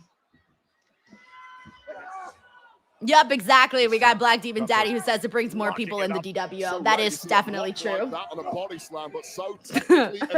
My husband responded, Alameo, laughing, crying emoji. This to advance to the finals. Well, 2 things. Solo Sikoa is a massive, massive human being. He is just as thick as they come. But combine that with the amount of Miami Scorp says that super chat was more entertaining than tonight's Raw. And Gunther simply oh my God. Also, thank you so much to G Money is ready who says, hey, from YouTube. What up, dude? What it means to win championships. Eric Diaz says Triple H, Mark Henry, and Stephanie. Wow. Today, and they say the big prize, the one Hunter Hurst Helmsley 1 starts. This is awesome. Cena. This is a semifinal. Win here. Funny as hell. LA Knight in the finals of the tournament. Really has turned to speed for Gunther at this point. The power game simply isn't working. That's normally in his bag of tricks. It's not going to work against Solo Sikoa. Not when you're half beaten down like the former world heavyweight champ is right now. Oh, there goes Solo's titties, guys. He just got chopped by Gunther. The rope and now going up himself. Brian Staronsky says, now we're just waiting for Shawn Michaels. One super chat. Shawn Michaels. These 1. 2 giants, all that size and so weight funny. crashing down. And you could see the ring shake. But of course, executing that move. We got Zachary Walton who says that super chat was actually epic, unlike this episode of Raw. Oh man.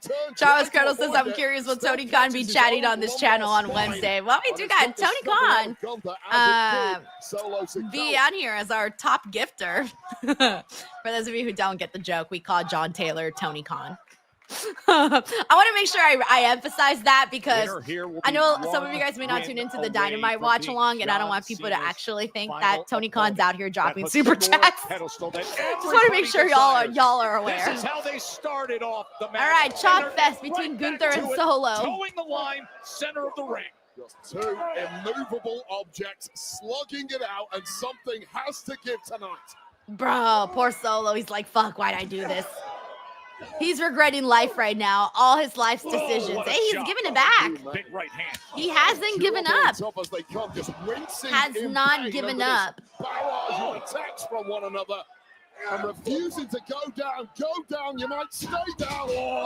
Hey, he's giving him a fight back. All right, Solo, I underestimated you. I take it all back. Well, half of it at least. All right, we got Fredo. Hey, Fredo, he says, this match has me at a loss for words that one of them will be Cena's last match. Sikoa was able to utilize it that is right interesting. Thumb. I mean, Gunther and LA Knights, right? Well, sorry, Solo. I keep writing you off. Can you imagine the chaos that would ensue if Solo did actually defeat Gunther? Like legitimate chaos. I really do think there would be legitimate chaos. Friday Night SmackDown, who will work their way to Saturday night's main event and be the final opponent in But yeah, the fact that in 12 days, John Cena's last match will be happening, I don't even know how to, I think a lot of people are gonna be a little bit in denial. You're gonna have to go through like the full 5 stages of, grief there. Thank you so much, Fredo. We know for a fact that lower back is screaming in agony, and he wants to finish this right now. Oh! Splash from the big man, the ring general to advance. Two. We got the real Drew Dober here. Says, can you give a shout out to my dad? He was John Cena's biggest fan. His name is Dixon Sider. What? Bro, I know for a fact that was a joke. And you got me to read it. Congratulations. And Gunther is now struggling. Crowd is getting loud here. We got Jonathan Lau. This stream has gone off the rails, guys. Fredo says, let's go, Dixon. 90s Icy says, got her. This stream has gone off the rails, guys. Off the rails. The ring general prevailing, going back to the danger zone on Solo Sikoa. That thumb responsible for the Samoan. That's a shout out to Carla and Destructo Kanu hanging out with us. Club to the jaw right there from Gunther. Technique going out the window. Oh, spinning Solo. The spinning Solo slam for the window. Oh, we got Jay Heenan, baseball host. As they working you, Denise. I know. Damn. That's crazy. We got Fredo who says, Mr. Sider taught me how to ride a bicycle. I can't. Complete control. Oh my God. We got Ron Stallop who says stream more fun than Raw. When a spinning Solo slam was delivered by Solo Sikoa. We are now in the deep waters of this thrilling semifinal to see. Hey, we got Sharky Tank in the building. He says, I saw Rock and Cena in Portland the same time. I'm going to miss seeing my GOAT. What's your favorite John Cena moment? Ooh, there's so many to even think of. Like, even just this year alone, guys. Like, this year alone. I gotta be honest with you, because I was in the building. It was when John Cena turned heel. I lost my shit there. That was fun. And I was there, so it, like, hit different. And just the way that people were talking about it afterwards. Oh, Solo's head. It's about to be beheaded, bro. They're about to behead him there. Oh, God. And he got right back up. Massive clothesline by the ring general to win it right here. You know what? This might be Solo's best match, guys. Is this Solo's best match that he's had? This might be his best match he's ever had. Holy shit! Every sinew is screaming, give up. You know what? You got to give him credit for that. Kudos to Solo Sikoa. Remember what's at stake. History hangs in the balance. Your opportunity to go down in history against John Cena at Saturday night's main event. Well, he was looking for the powerbomb earlier when Sikoa countered. Can he get him in position here? A big body, thick Solo Sikoa. Oh, instead, possible Samoan drop opportunity. No! Getting out the back door and working on that thumb again. He damaged it earlier. And there it is! The Samoan drop. I can't believe it, guys. We're watching Samolo. I was literally saying Samolo. We're watching Solo's best match right now that he's got. This has truly been the best match I've seen of his. And why not? We got Jessica here who says he does always go crazy. Let's go Solo. Carlos here says Masked Man Austin Theory helps Solo. Interesting theory. Is looking for the Cody Evans says Gunther always brings out the best. That's just Samolo. Samolo. And Solo Sikoa refusing to let it go. Gunther's in the Oh! What a shot! Nice edge right across Oh, let the Solo man Sikoa. breathe. Oh, give him a second of rest. Oh, Solo. How much damage can Solo Sikoa Titty take? flying. It's gone. It's gone. He's red now. He's red. Gunther delivering the Oh, blows. Solo, bro. Ah! Spinning Solo slam again. Just when He you came back start from that? I thought he was writing done Solo already. Sikoa off, I thought he was like finitoed there. Oh, the flash! This could be it! Gunther survives! Mamma mia, what? Take a listen to this. Fucking Solo out here having the best match he's ever had? Holy shit. I underestimated Solo. Holy fuck. I mean, still not enough. I owe like 50 apologies to Solo. Surprised. We got Tobias here who says the way Solo sold that chop was beautiful. Yeah, dude was like, he was taking it. These are the decisions that We got Ray here who says, oh my gosh, I love the false finishes. This is epic. Van says this may be a breakthrough moment for Solo. I think you're right, bro. Fredo says I audibly gasped. Zachary says this match is better than I thought it would be. Better than anything I thought it would be. Solo's got over there. Oh, he rips off the turnbuckle. That was inadvertent or not, but the turnbuckle. Damn, your boy says put some respect on my guy Solo right now, Denise. No, I'm serious. I got to acknowledge Solo. I feel like a jerk that I completely just wrote him off. Get the hell out of here, Talatonga. Tonga gets up on the apron. Get your Tala and your Tonga out of here. Oh my God, no. Oh, and of course the referee out there fucking doing his nails, fucking saying his prayers, not even paying attention. Ya pa qué? Damage has been done. Oh, okay. Ooh, no. He got him right in the Tongas. He got him in the smaller Tongas. The referee catching them in the act just when it was. And if you want to make sure your Tongas are not smaller, Batala, Blue Chew, promo code Denise. Now Talatonga dropped with that low blow. Oh, right in the Referee didn't see it. Solo Sikoas. I can't think of a funnier name. All right, yeah, that's it. 1, 2, 3. Wow. Wow. I can't believe it. We just saw Solo Sikoa's best match ever. Please, can we like... Gunther's the fucking man, man. Gunther is the fucking man. Damn. He's about to give LA Knight the best match of his life, too. Bro. I gotta be honest with you, that was better than anything I expected that they would do. So much better than anything I expected they would do. I really thought that this match was gonna be ass, and it wasn't.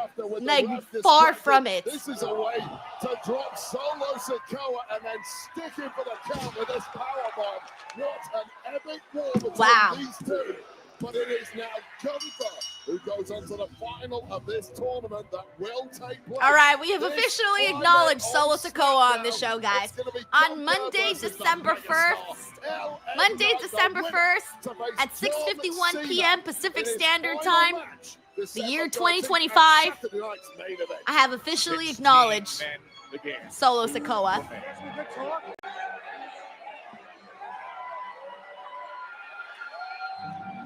Tobias here says that was a pay-per-view worthy match. Thought it was fun. Not gonna lie to you, man. What you do tonight, what you do next week, when you see me, when you see this, you ain't gonna hear this music play, but I wish you the damn best, all right? You do what you can do, and I'll see you soon. Gunther's like, I can't wait to chop his ass. Well, that's what that smile is right now. That's what that smile is. He knows he's about to chat. He's gonna chop LA Knight so fucking hard, he's gonna go back to his original name. We got Leo Poroy who says, all I gotta say is me. Yeah, I really underestimated poor little Solo. Oh, it's the women's commercial. Skinny to heat. Spicy.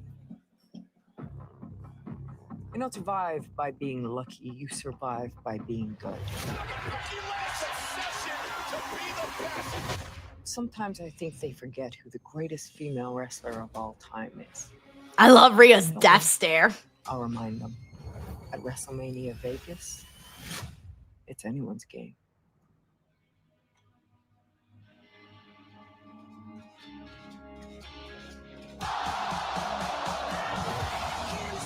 Alrighty.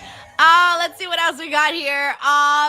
Let's see. Don't want to chirp. Nobody wants to say who the masked man at Survivor Series was. Oh, he's still doing his investigation. Everyone I spoke to said they didn't see anything out of the Fredo ordinary says, or LA Knight is going to tap, raise him up just to bury the hell out of him. Hey, I'm surprised he made it this far. I appreciate it. Thanks. Jessica says, Speaking about okay, Seth Rollins, Becky. gentlemen. We see you, Becky. We see Word you. around town is they saw him walking without his little sling. Yeah, I heard the same thing. I don't know. Medical saying something else, but I'm guessing you're not here to talk about Seth. Nope. We defended these championships tonight. Yes, you did. We want to do it again. When? Next week? I love it. Against a deserving team. Okay, I'm all ears. Maybe one that didn't get a rematch that they deserve. I know what you're talking about. Okay. We won War Raiders. War Raiders. The War Raiders. They didn't get a rematch. Damn, I forgot the War Raiders were there. You like it? Oh, shit. When's the last time we saw the War Raiders? On the line, AJ Dragon Lee versus the War Raiders. That should be good, though. I'm not going to lie. That should be good. By the way, we got it. Oh. I like it. I like it, too. I like having fighting champions. That's what I like. Yeah, for reals. We didn't have fighting tag team champions for quite some time. War Games is coming. The we have Andrew Pettijotis. What's up, Andrew? Happy Monday. He says, hello, Denise Bailey versus Stephanie for the title. I would love that, dude. Are you kidding me? I would so be into that. I was mentioning earlier that I want to see like Stephanie versus Asuka.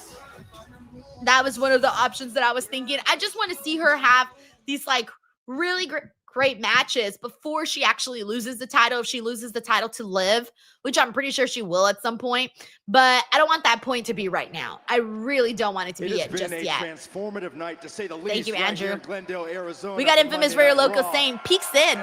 So what do you say about Solo? Respect? Superstars are headed to the finals of the last time. I mean, look. I thought that match was going to be terrible. I didn't even care for it. I completely wrote him off. And I came out of it thinking that as of right now, that is not only Solo Sikoa's best match I've ever seen of his, but it's also the best match we've gotten on Raw tonight, which says a lot. But also it goes to show what a strong wrestler Gunther is, which we've known that for a very long time. So this is a reminder of what Gunther can do, and all of Gunther's matches with Javon, with Carmelo, and now with Solo. All of them have hit. All of them. Thank you so much, Frank. I bet you are. This is the best time to be a WWE fan. This is the best time to be a WWE superstar. Hey, what's up, Mr. Muscle? Thank you so much for being here. You're so welcome, Jessica. I try to get in as many, even though Paul Heyman stole my gimmick of shout outs. I do try to. The more active you are in the chat, the more I pull people up and stuff like that, you know? I also look out for people that I'm seeing for the first time. You know, so I try to get everybody in here at some point. Fast for Dragon Lee and AJ Styles, and isn't it crazy? Dude, I have a fucking outfit that is literally the same colors as Byron Saxton's. I'm not even kidding you. We have like the same fucking colored outfit. Some superstars get weeks to prepare. Full training camps, 6 days for the New Day. Why?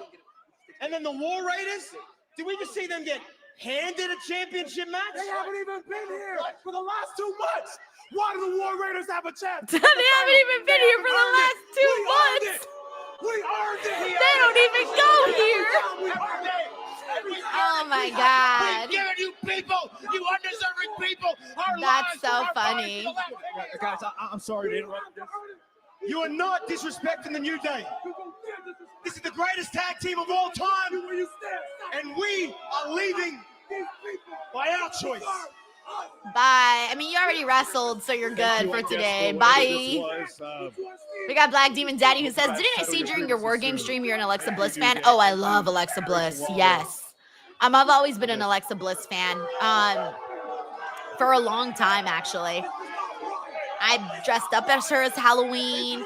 I just love Alexa Bliss. Like I don't even know what it is. I just love the character of Alexa Bliss. I love the look of Alexa Bliss. Weekend in Montreal. Friday I night just SmackDown like Alexa and Bliss. You Saturday know when you night's just main like eventer comes to the someone. Bell Center in Montreal. That It for Friday, me is January Alexa. 23rd, She's just Saturday the adorable. 24th. I really like Tickets her. are available now. Individual tickets on sale this Friday. Hey, what's up? We got the Andre Rosa. He says, gotta love Kofi. Hey, nice to have you on, by the way, again, As Andre. for Raw next week, we're in Kansas City, and it's going to be the countdown to greatness. The winner of the last Jay Growl says, hey, if you're new here, Denise's favorite wrestlers are Dark State, Chase U, Wheeler Yuta, and the Death Riders. Gunther or LA Nightwing. Oh, man. Thank you so much, Josiah. I'm doing good. I hope you're doing good, too. It's been a busy day today, a good start to the month. So I'm feeling pretty good so far. We got Brian Stetcher here who says, Triple H said Raw would be epic. I haven't seen anything epic yet. Let me know, guys, the epic level. What epic level are you on? If you were to rank this Raw so far on a 0 to 10 on the epic level, do you think it matched that? Now, granted, here's the thing, and we'll talk more about this in the post show and whatnot. But Tess, thank you so much. I'm backstage. I don't think Triple H is ever going to come out and say this Raw will be just okay, right? So like he's never going to come out and say, "Oh, this Raw will be fine." He's got to over promote, oversell it. Dominic, but as All right, long let's as see he what Ray keeps has hiding to say. behind It's the a judgment kick-ass thing, mask. I have no problem going through them one at a time. Fair enough. Listen, with Dom reclaiming that Intercontinental Championship, I'd be remiss, Ray, if I didn't ask if there's a chance we see you take another run at the IC title. That still hasn't been ruled out. So yes, there is a big possibility. He was so excited to answer that. Fucking Logan Paul had to ruin it. Not to interrupt your little video here, but I was just on my way to my private jet. Seems as if I stumbled upon some crazy talk. Logan Paul. If it isn't the one guy who might be more of an ass than my own son. Ray, stop, Ray. I'm 6'3". You're 3'6". That is so true. I'm a great father. Oh, we're so gonna see Logan Paul and Ray. That should be fun, honestly. You heard Mr. Out of Touch, but the IC title belongs to the Vision. There's a ladder in the force back. on Raw. I wonder if they're So, teasing a ladder honestly, match. Glad I stopped by, because consider this a warning. Although I don't know what would be hanging up there. Or else, who's gonna stop me? Pendejo. Oh, Ray. I'm not just gonna stop you. I'm gonna retire you. Police.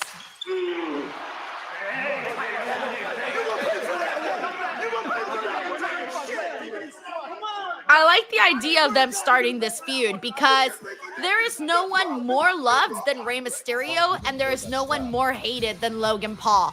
They are on the complete opposite of the love-hate spectrum. Dude, oh my God, guys, what the hell? Black Demon Daddy, dude. Black Demon Daddy just gifted 20 DWO memberships. He's now gifted 25. 25. 25. Oh my God, guys. Oh my God.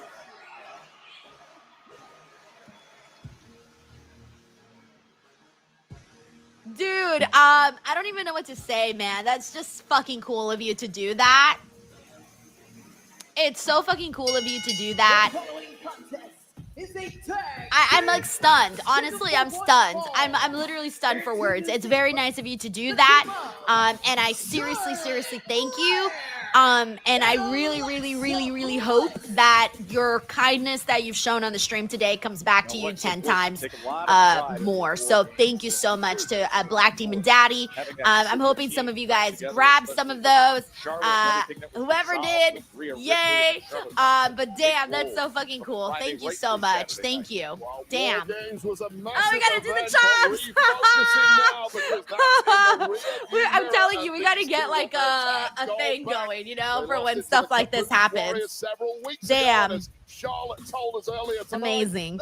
We got Infamous Raider Loco. What up, break? He says, saw your predictions for December 13th, and I'm snitching to you. You left to Chin that you left Jada out of your picks.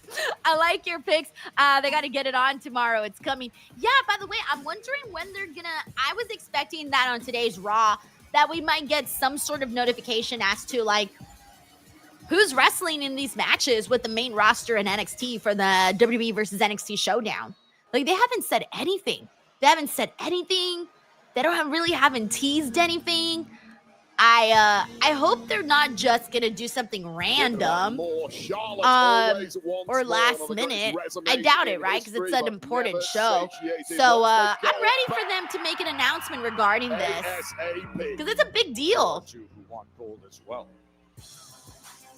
Thank you so much, Infamous Raider Loco. Dude, Black Demon Daddy! He just gifted 10 more memberships!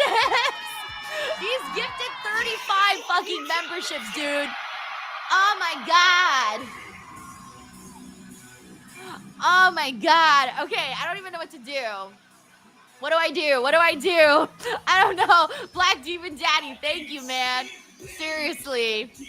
Holy shit. Guys, in the chat, can we please give some love to Black Demon Daddy? Because that's just fucking cool, man. It's too fucking cool. Not only does it help me, but it gives other people free memberships, man. So it's just a win-win across the board. A win-win. And you literally started off December just like awesome over here. Thank you so much, Black Demon Daddy. We got Jay Snizzle here. Says he's on fire. Damn right, man. Damn right. We got Darren G who says WWW. Yes. We got Jessica Marie who says, you go, dog. CC Funk says, way cool. Black Demon Daddy says, DWO for life. Ray says, Black Demon Daddy, the coolest around. XM Popular says, as a black man, I smile every time you say that name. We got Zachary Walton who says, Black Demon Daddy, good stuff, man. Fredo says, WWW. Hill says, Black Demon Daddy, clap, clap. John Kelly says, whoa, Hill says, clap, clap, clap. And we got Corey MacArthur in here. He says, we're on fire. Prince 70 says, WWW, Black Demon Daddy. C. Clay says, W in the chat for Black Demon Daddy. Let's see. So Whistling Beardo, it's done randomly. So, like, you can't claim them. YouTube just gives them to you. Yeah, it's like this thing we were just talking about. I don't know how they decide who gets what. Like, legit, no idea. Also, Robert Madsen says, women are money. When they hear this is my brutality. Rhea Ripley, Io Sky against Charlotte Flair and Alexa Bliss. I think everybody was shocked that here what the 48 hours after the women's war games when these were teammates. Black Demon Daddy, you don't have to. Thank you so much. Holy shit. Exactly. Darren G just said, holy shit. That's exactly how I feel. Way of Asuka's missed the other night. So that trust was definitely there. That's 50, right? I think you've gifted 50 fucking memberships, dude. Thank you so fucking much. I don't mean to curse over here, but thank you for that. Seriously, thank you for that. Wow. The accidental big boot by dude. She lets Rhea Zachary Walton says Merry Christmas. Seriously, we're gonna have to like. I don't even know what to say. I don't even know what to say, dude. Thank you so much, man. He says, why not make it 50? Thank you. Seriously, thank you. I feel like it's not enough, but thank you. I don't even know what to say. I don't even know how to act. You know what I'm saying? Black Demon says, yep, 50 DWO memberships, early Christmas presents. Oh my gosh. Hey, we got Robbie by the way, we got let me mute the commercials really quickly because we got a 2 minutes and 40 seconds of commercials here. Robbie here says, I was notified by email and I wasn't even tuned in at the time, but thanks all the same. Yo, that is exactly how Black Demon Daddy got brought into this stream. Someone gifted him a membership. He came in and just like, you know, wow. It's crazy. I was just telling people like you get notified via email. I didn't even know that. Thank you so much, Robbie. Wow. Jesus. Jonathan says, you get a membership. You get a membership. You get a membership. We got Miami Scorpion says Black Demon Daddy is the MVP tonight. Charles Credit says Black Demon Daddy, you are on fire. Hey, what's up? We got Young Citrus Official hanging out over on the Twitch side, by the way. Let's see. We got Corey here who says, oh, holy shit, Black Demon Daddy needed to make it an even 50. Let's effing go. Oh, my gosh. That's amazing. Seriously amazing. Wow. I can't even believe it. Black Demon Daddy says, yeah, like Oprah, you get a membership. You get a membership. For reals, man. Woo! Ray says, this randomness is insane. Yeah, I feel like I wasn't even sure what to expect from today. And we pop on here and we're just like having a kick-ass time. It's a lot. It's a lot that's happening today. By the way, we got McTaro here who says, why are you not on VPN? I am on VPN actually, but I'm still getting ads. So I am on VPN. I don't know why, but I definitely am still getting ads though. But it isn't as much as like if I wasn't on the VPN. Yeah, so it's weird.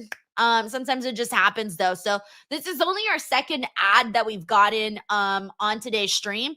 But I have gotten a nice little 3-minute ad each time. So again, better than if I wasn't on the VPN, I imagine. So we'll see.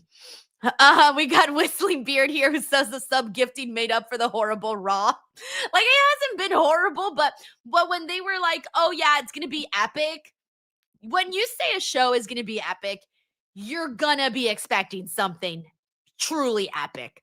I don't know. I'm telling you, I think Triple H just said it just to hype up the show. Because last time he had said that, I forgot which episode of Raw he said it was gonna be landscape changing. And I remember starting off the post show and being like, has the landscape changed? And I asked Santi and we were both like, nope, no landscape has changed. All right, we're back on Raw. Raw live on Netflix from Desert Diamond Fredo Arena. says use UK as location. Oh, that explains that I'm on Canada right now. But what's weird is that I usually, yeah, Tracy says do UK. I haven't gotten any. Usually I do Canada. And Canada usually works out for me. And Alexa Bliss saying, hold on a second. All right, well, I'm going to have to remember that. And deserves a shot, the Kabuki Warriors, it should be Charlotte and Alexa. Will now lock back in that prison trap for a second time in this match. I don't know that we've ever had this many memberships gifted all by one person, guys. Oh my God. Clearly hurting after War Game. That was a smart way out. And we have officially hit 50, 60, 70 memberships after the one we saw in reverse from Black Demon Daddy. Yes, the match started and inadvertently it was Charlotte who landed a big boot on Rhea, and now off the prison trap, forced to tag corner, and it gets reversed as he Rhea says that's how you go epic. Would you look at Io Sky, the genius of the Sky, and now you see the teamwork. Dude. This for the win. Okay, so at least something epic happened here today. Really, really bad way. Oh my God, thank you so much, Black Demon Daddy. That's so fucking nice of you. And body is racked with pain. This channel is my baby. Oh, trying to reach for so Charlotte after that Meteora attempt. Building this kind of support over the years, tremendous. So just want to say thank you to you and to everybody here that's been so fucking cool throughout these last couple of years. Like, I'm not kidding you. Thank you. It's been several years that it took to get to this point. So the support means a lot. Thank you so much, Black Demon Daddy. Joseph Bosa says Denise is gonna faint. I can't faint. Who's gonna take care of the stream? If I faint, no, oh shit! Charlotte and Rhea are getting in the ring together. Let's fucking go. Black Demon Daddy says, Denise, thank you for being a much-needed distraction. What y'all don't know is my father figure passed away Wednesday, and you have been a great distraction. Dude, for Charlotte and Rhea. I'm so sorry, by the way. I'm so sorry. I can't even imagine what you've been feeling. And I think sometimes we forget, you know, who's out there and who's listening and what everybody's going through. So the fact that you were able to come on here and find a little distraction in something so difficult and still find a way to be positive and give back, even though you're going through what you're going through, is just, I'm sorry. I'm so sorry for your loss, seriously. But it seems like you are finding moments to, you know, still treasure little happy moments here and there. So hopefully time will, they say time heals all wounds. So I really hope that that is true. But sending you lots of love, Black Demon Daddy. The momentum. Oh, the big headbutt. Completely rocking Charlotte Flair, but immediately recovering. Nice. Right to that top turnbuckle by Flair. Charlotte over on the Raw side, Charlotte and Rhea. Oh, that's so sweet. Black Demon Daddy says just doing the same thing he showed me. Seems like a good person and a really amazing father figure.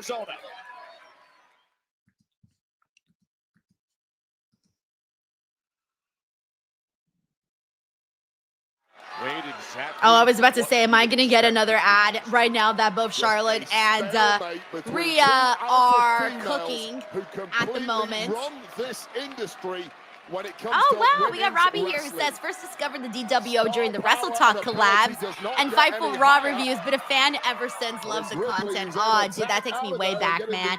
Shout out to the Wrestle Talk folks. I was just actually I always get a little message from Luke Owen every now and then. I just heard from him on Thanksgiving, actually. He was like, Happy Turkey Day. And you know Luke, he's so jolly. So it was very sweet of him to come to remember and send a message. But yeah, we still keep in contact. Oh, damn. We still keep in contact. Always good to hear from him. And Sean, I talk to Sean all the time. He's old news. I chat with him every day. Well, it feels like every day. I'm like, dude, I left a year ago. Why are you still in the phone? Just kidding. Sean's actually my friend. So even though some people think we hate each other. But instead, Flair turns it around. Well, Flair just rode that one out and completely turned it into this vertical Boston Club now. Stretching out the body of Io Sky. Managing to kick away out. That's like another program that we still need too, by the way, like a full-on program with Charlotte and Io. You know, sometimes you forget how many like untapped potential storylines there are in the women's division. Sometimes you think everybody's already like feuded with each other or whatever, but no, like there's still like a lot of stories that can be told, you know. By the way, we got Frank here who says, you know, Black Demon Daddy's going for 100, right? Oh no, I would never ask that of him. Shout out to him and Denise and Reg were there for me when I had my loved one pass, so I understand. Mad respect, much love and respect. And Frank has been extremely generous on this pod, as many of you guys know. It's crazy to even think that like Reg, me, Santi, Chin, Robin, and anybody who comes on this channel can you know, make people laugh, even if it's for a little minute or so. Sometimes you forget people are watching. Honestly, like sometimes I don't even know how to explain it. I don't even know. Have stated their mission that they want to be in position. Thank you, Frank. To get the Kabuki Warriors to have gold. Of course, Charlotte and Alexa. Robbie says the best episode of Quizomania was the DW takeover episode.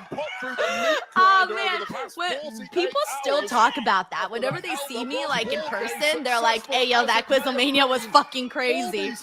All the time. This match in and of itself has been brutality personified, and again the body of Rhea Ripley just giving out. You simply because it's a lot. It's a lot in there. Listen, the brutality that happened in San Diego, there's no denying what it has done. Raises edge. And then the missile drop kick. What a combination. This for the win. Yeah, I agree with infamous DJ1 here who says, EO I can watch all day. For sure, for sure. Isn't cooperating with you, but you finally stick a big move like that, the double whammy, and it still doesn't get you the victory. You can see that on the face of Rhea Ripley. She knows they just gave everything. Looking for the riptide right here. Can she I still deliver the remember riptide that on Charlotte Rhea match at WrestleMania 39. Counter DDT by That was beautiful. It was Right so on the top beautiful. of the head, and now a recovered Alexa Bliss can put this one to bed. What a moment by Flair. Ooh, good DDT. The teamwork. Oh shit, I was about to say, imagine Alexa pinning Rhea. Has absolutely no clue I where do think she's that at, but Rhea this is and why she Io are is gonna the win. number one on Rio. planet Earth. That ability to dig deeper than anybody else. But it may be for naught now, because I think I know exactly what Bliss has in mind. Could it be Twisted Bliss right here, right now? Oh, but she got her knees up. Right to the gut of Bliss. Okay, but she tagged Charlotte. Oh, and she tagged Io, so the fresh girls. Well, they're not that fresh because they've been hustling, but still. Boot by Charlotte. Well, Flair does not miss. And I think that was a tag too. Oh, natural selection coming in. Oh shit, maybe they might actually do it. If she gets in, she did.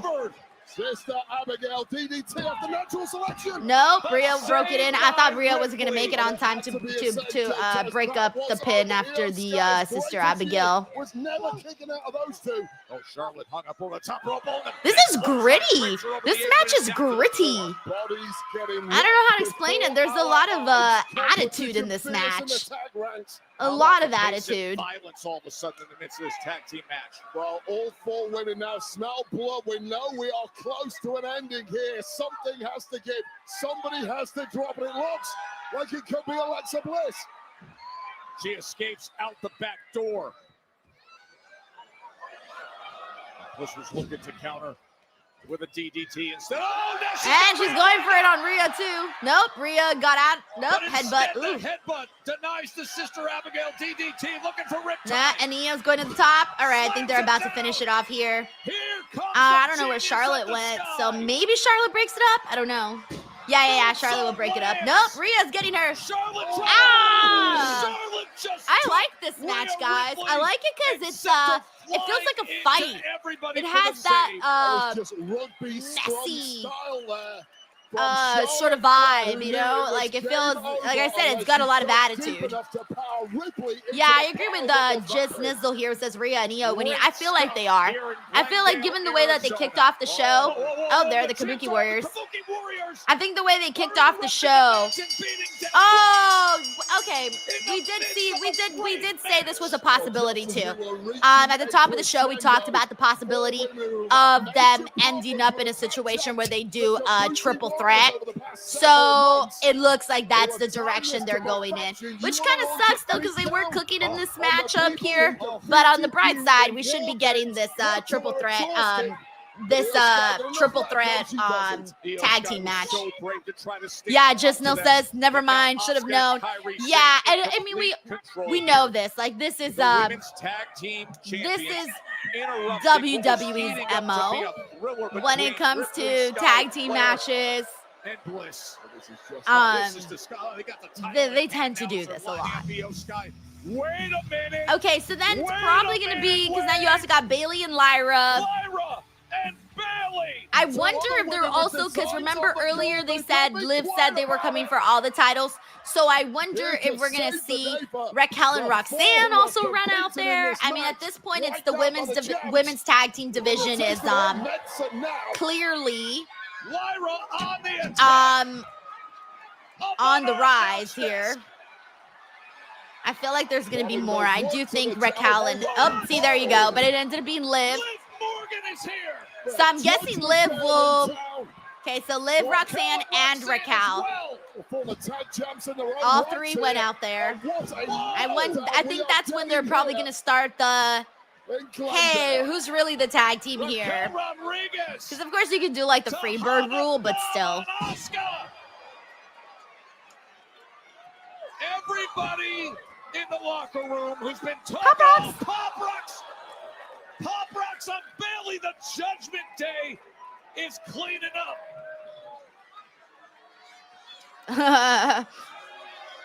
Raquel with golden hands. Okay, so Raquel and Roxanne, but now Liv's getting in there. Liv So was who's injured back in June. She had the second the woman? championship Oh, belt. Roxanne, she's acting like a She good never girl. lost it. Don't trust her. Don't trust her. Wait, Liv gave it back to All her. is right with the Okay, are they all on the Judgment same Day page? again. Or is Liv someone not to Morgan be is trusted? back. No, I think they're on the same page. They seem cool. At least for right now, they seem cool.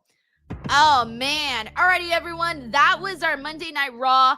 Watch along. It ended sooner than Raw normally does. Usually we go to the 30-minute mark, but this time it ended 8 minutes sooner than it normally does. So that is Raw. And yes, definitely for sure. Someone just mentioned Corporate Grohan says Liv being a true leader now.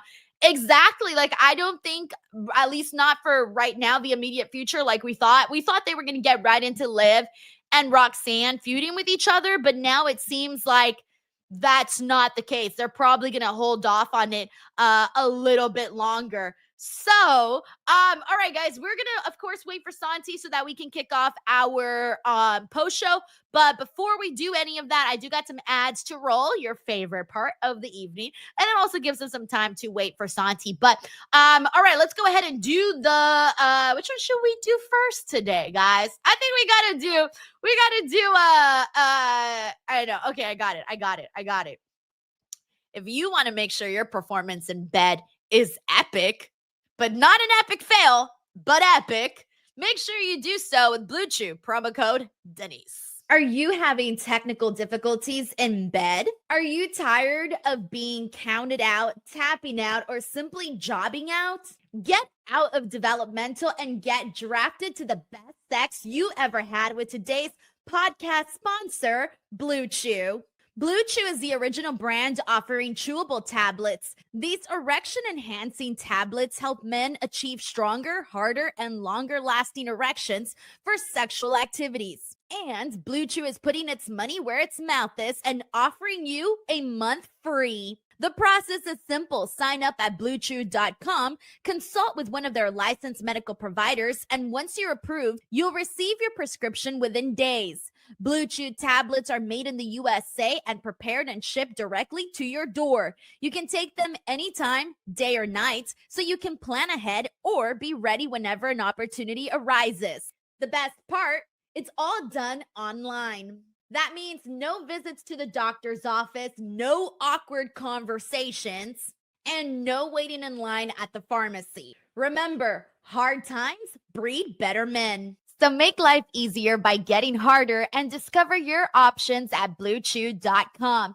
And we've got a special deal for our listeners. Try your first month of Blue Chew free when you use the promo code Denise. Just pay $5 shipping. That's promo code Denise. Visit BlueChew.com for more details and important safety information. And we thank Blue Chew for sponsoring the podcast.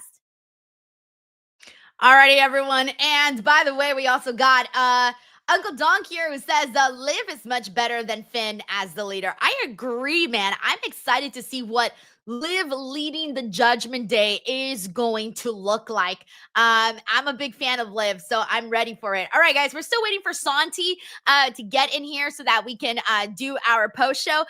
So in the meantime, I do got one more ad for you. Don't hate me, all right? Don't hate me. If WWE can do it, I can do it too. And if you want to make sure you're doing it, oh wait, this is not Blue Chew. No. This time we're promoting our brand new sponsor, Momentous. One of the things that I wish I knew when I was younger is how important creatine is. I am so happy that I have partnered with Momentous because plenty of companies claim to be the best, but few can back it up. Momentous is trusted by every NFL team and elite performers because they actually deliver on the quality and the results they promise. Like all their products, their creatine is built on transparency, backed by science, and held to the momentous standard. Creatine isn't just for muscle gains, it's essential daily fuel for your brain, body, and long-term performance. And now Momentous is making your daily creatine routine even easier with new creatine chews. These bite-sized lemon lime chews make consistency effortless. You just chew and go. Each chew delivers exactly 1 gram of Creapure creatine monohydrate, the gold standard, single source from Germany, and NSF certified by Sport, which means it's independently tested for purity, safety, and label accuracy. With Momentous, the fundamentals are done right. Right now, Momentous is offering our listeners up to 35% off your first subscription order with promo code Instinct Culture. Go to livemomentous.com and use the promo code Instinct Culture for up to 35% off your first subscription. That's livemomentous.com, promo code Instinct Culture. Alrighty, everyone. Thank you so much for your patience and understanding here. Your girl's trying to get her bag, all right? Trying to get her bag here, all right? Pretty soon, you're going to see my chair is going to be sponsored by Slim Jim. You're going to be seeing Prime Bottle over here. You're going to be seeing, what else does WWE have? Papa John's, Snickers. Pretty soon, this whole thing is going to be covered in sponsorship branding. Honestly, let's hope so. Fingers crossed, guys. I got to get that, you know? I got to get it. Alrighty. We're still waiting for Santi. So, this is the part of the show where your girl goes through a bunch of comments. So load it up, stack it up, send whatever you got, whether it's wrestling related or not. Fuck it. This is the free for all until Santi gets here. Once Santi gets in here, we'll get right into the show. So just a little bit of stalling in the meantime. By the way, we got infamous Raider Loco here. It says time for the I'm a Latina shirt. I mean, I love LA shirt. You swear. Someone already told me Santi wasn't even wearing his I love LA shirt. But he's lucky. I'm going to take it easy on him this weekend. But next week, I will not take it easy. Also, next week, Santi and I do celebrate 1 year of our Raw post show together. Crazy how a fucking year already has gone by. Like, I can't even believe it. Legit, can't even believe it, man. I really, really can't. All right, let me go ahead and get into some more comments here. We got Adam here who says roasting Santi's segment brought to you by Slim Jim. Dude, that would be fucking sick if we had like a 30-second sponsor where we put like the branding everywhere. What would be like a good maybe like if I had like a roast sponsor, you know, like something that promotes roasting and I don't know, smoking, not smoking, like I mean like meat, like smoking meat, roasting meat. Something like that kind of a sponsor. And then we just put up like a border all around it. And then the whole time I could just roast Santi for like 30 seconds so that we have the sponsor up. See, like this is what I mean. These ad people, they need to listen to me. I got ideas, man. I got ideas. Oh man. They just don't be giving me, they don't be taking my ideas. They're too crazy. October Horse says Denise is about to switch to the golden throne. Hey, yo, what up? Then I'm going to get rid of my big black chair and get my golden throne. Luis says, get that money, Denise, but don't sell out. Oh, yeah, Dill the Pickle says, like, Arby's, get the meat. Nah, I feel like, yeah, that would be kind of a fun, but I mean, I wouldn't say no to really any sponsor, to be honest. For the most part, I think I'd say yeah. Yeah, we're still waiting for this one, Tracy says. Snickers moment of the night. That one was Tracy's idea. If that ever happens, that would be awesome. We got Nelson here who says, I can see Denise getting the W over Roxanne Perez. You swear, Roxanne would take my lights out. We got October Horse here who says, Raw was bland. Unfortunately, I think a lot of people went into, okay, Santi just says he's, might be later than usual. He's backed up. Okay, no prob. All right, guys. So Santi's a little bit behind on his stream. So we're going to give him some more time, and I'm just going to go and I'm just going to go in through and get some of your guys' comments and thoughts. So this is kind of a longer stalling period. All right, we got October here's Horse here. It says Raw was bland. You know, so I was about to say right before this was that when it comes to Monday Night Raw here today, I feel like it was just not a good idea to promote it as something more, because when it comes down to that, like, people always expect something massive to happen. And that's exactly where we're at right now. People were saying that, you know, when they did the whole thing, when Triple H said, oh, the landscape of pro wrestling is going to change. And then it didn't change on that Monday Night Raw. And then now it's like, oh, this Monday Night Raw is going to be epic. Like, when you say things like that, people are going to go in with a certain expectation. But at the exact same time, the way that I see it is like, okay, Triple H is not going to come out and say this Raw is going to be mid. This Raw is not going to be good. Hey, this Raw is just going to be just okay. Hey, this Raw is going to be fine. Of course not. He's also a promoter, so he's going to come out and hype up the show as much as possible and say all these things about how great the show is going to be. So I think we should maybe just take things, how should I say it? Maybe next time we get another one of these, this show is going to be so fucking amazing. It's going to knock your socks off, or whatever next thing Triple H says.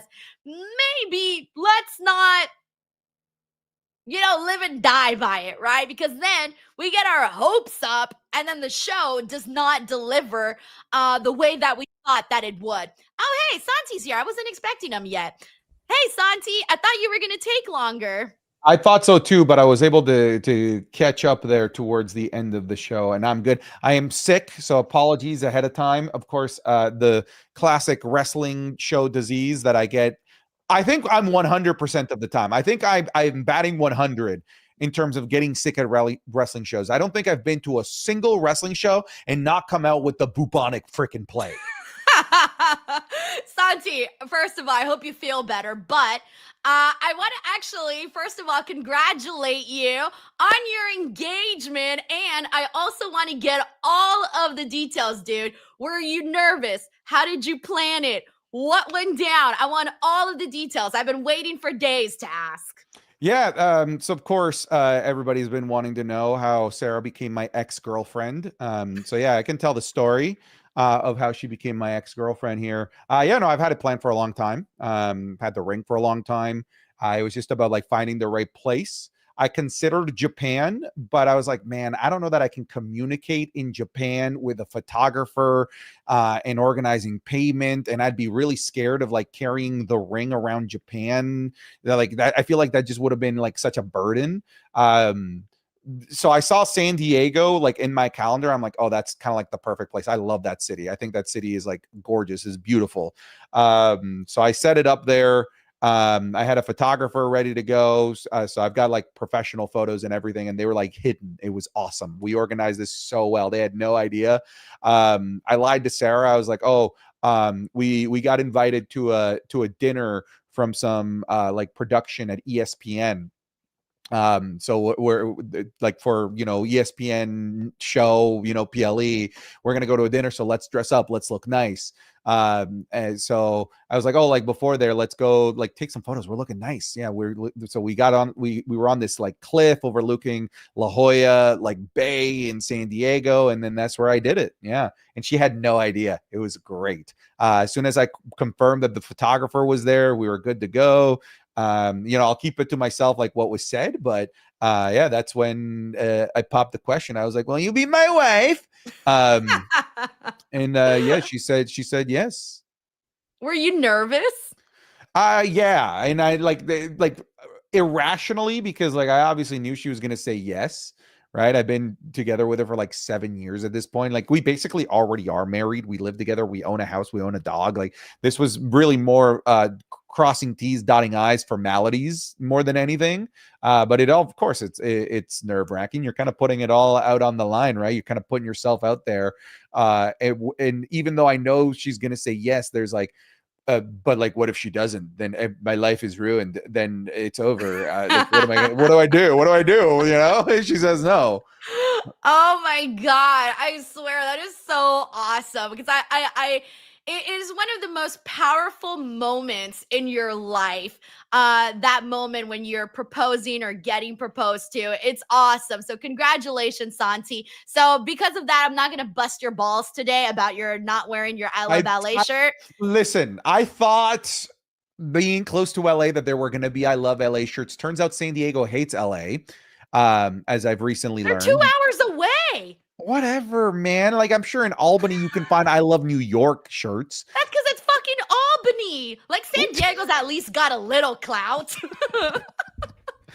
Next episode. Okay, well, I gotta tell you, next episode it has to happen. And you want to know why? Because next episode, we are celebrating 1 year of our Raw post show. I think it'd be hilarious if I no-showed that one. If you have you're getting all hyped up for this one. You're just like how I let you down on the no costume. I just like don't show up to our 1 year anniversary. Dude, I was thinking to myself, I'm going to get an overlay with balloons and things. And then now, what if I show up and it's just me hanging out with my balloons? Like, that's just sad. That would be sad. Oh my God. All right, well, let's go ahead and dive into the show. So, Santi, as you know, we're kind of sitting here going to have a similar conversation that we've had. I forgot what episode of Raw it was, but there was a couple of what was an episode of Raw a couple of months ago where Triple H kind of said, "Oh, this is going to be like a game changing, landscape changing, whatever kind of Raw." And we came on here and we're like, "Oh no, like it really wasn't landscape changing." Fast forward to today, there was a lot of talk and everybody spread the word about how Triple H said today's Raw was gonna be epic. And we tuned in, and while it was a decent Raw, we got some really good moments, 2 matches that I loved very much. I don't know that I would say epic was the right word. What did you think about that? The whole, hey, this wasn't too epic. Yeah, I mean, I don't listen to Triple H when he says these things anymore. It's just marketing speak. It's just a promoter being a promoter. I don't buy into it. I barely bought into it the first time that he said that it was going to be a landscape changing show. And when I saw that he posted that that this was going to be an epic show, I'm like, oh, here we go again. Like, I've been there, done that. I didn't get my hopes up at all. And I think because of that, I enjoyed the episode because I didn't think much of Triple H's nonsensical marketing promoter speech. I just went in and enjoyed the show at face value for what it was without any added expectations. And I think because of that, I came out the other side really enjoying this episode because I didn't set myself up for failure. Yeah, I think that was one of the things that I thought that people should do now moving forward. I didn't do that today. I wish I would have done what you did because I came on here going, all right, you know what? You grabbed my attention. What are we going to get from the show that made you think it's going to be epic, right? Like, what is planned on paper that looks and sounds like, hey, this is going to be epic? But you're 100% right. This is a promoter coming out here and promoting the show, and it worked. People tuned in expecting this crazy edition of Monday Night Raw. Unfortunately, we didn't get a crazy edition, but it wasn't a bad show. But one of the things that I was kind of laughing at was, okay, Triple H is not going to come out and say, hey guys, this show is going to be fine today. It's going to be cool. No, he's going to use elaborate wording to really, really hype up the show. But so I guess the overall lesson here is take it at face value. So with that being said, what do you want to kick off with, Santi? Do you want to kick off with the banging women's division, or do you want to kick off with what we saw with the Last Time Is Now tournament? Let's do the women's division. It opened and closed the show. All right. We opened with Io and Rhea. By the way, I was kind of surprised by that because I don't even remember the last time that the first music that hit on the show was Io. But they basically went out there and declared that they want to go after the titles. Of course, Charlotte and Alexa basically said, hey, we want them too. And what followed was basically every single women's tag team saying at some point throughout the show they wanted these tag titles. This led to the main event that was honestly kicking ass until it was disrupted by the Kabuki Warriors. We were getting Charlotte and Alexa versus Rhea and Io, and they were having a kick-ass match, but we kind of ended up with a no contest because of the attack. But what followed afterwards was basically every team going out there and attacking each other. So it was a very fun ending to the show, very explosive, Santi. How do you feel about them putting this really nice, strong emphasis on the women's division, as well as the closing shot of Liv Morgan standing tall with both Raquel and Roxanne? I think it's cool. I have, like, if you want me to nitpick, I don't think that this is the place that we need Alexa Bliss and Charlotte Flair. I think they are far more desperately needed, feuding against Jade Cargill, helping that dead women's main event scene on SmackDown, helping the literally dead Women's United States Championship division on Friday Night SmackDown. I think right now Alexa Bliss and Charlotte Flair are more valuable to viewers and WWE as single stars. That's my personal opinion right now. And when you look at all of the teams that were there, I think you could have still had that crazy scramble without Alexa Bliss and Charlotte Flair out there. To me, it looks like maybe they might be setting up to like that Raw Day 1 that they've already announced a World Championship match for in Braun Breaker and CM Punk. We could be looking at the first women's tag team TLC match. That could be where we're going here with all of these women's tag teams vying for women's tag team championship gold. But literally, like, that's my only nitpick, that Alexa Bliss and Charlotte Flair are probably more needed somewhere else. But I think it's cool. Like, why not? There's a lot of emphasis on tag team wrestling in this episode, as well as AJ Lee versus the New Day as well was really solid. And they're continuing to have more matches in that division. So I like that WWE is relying on tag team wrestling a bit more. And I like also at the same time that even though they're building this women's tag team division, that they're not allowing Stephanie Vaquer to drown and have to just sort of have a feud for the sake of a feud with like a Nikki Bella again. At least they have something of substance for her now with Liv Morgan in the picture. So I think all of the right pieces are in place right now. But I'm scared, though. You mentioned Stephanie and Liv. I'm scared. I don't want Liv to take the title away from Stephanie. And here's the thing. She said that the Judgment Day, they are coming for all the gold. And already that's going to include everything, right? And I don't want her to take the title away from Stephanie. I'm wondering if at some point, because clearly it's clear right now that they're not going to dive right into Roxanne and Liv. Like, that seems to be put on hold. They seem to be on the same page right now. And Liv Morgan is really taking on this like featured, I'm the leader of the Judgment Day kind of role. So I think she's going to be giving to her group and all. So I don't think they're going to go in there just yet. But now I'm wondering, like, if eventually that's the point where we get to where Roxanne maybe ends up being the reason that Liv doesn't actually win against Stephanie. I don't know. I just fear them taking the strap off of Stephanie right now or in the very near future.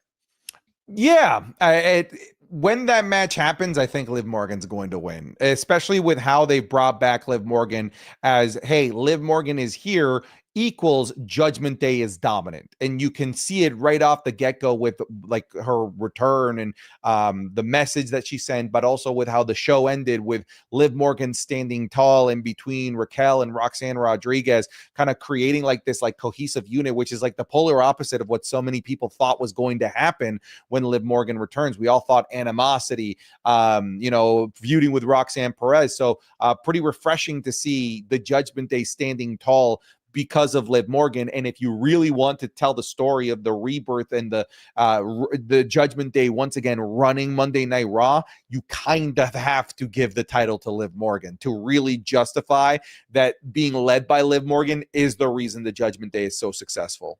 Yeah, and there's just too much in there. There's too much in there right now with the Judgment Day that just when you thought the stable was about to die, like I thought it was almost on its last legs. I can't believe how much Liv has suddenly uplifted this group, whereas a couple of weeks ago, I was ready. Like, end it all. Call it a day. Have Finn Balor and Dominic just fucking implode already. That's where I was at this point. But now suddenly with Liv, I'm sort of looking the other direction and I'm thinking, all right, I'm cool with this. Let's go. I want to see where we can get with this.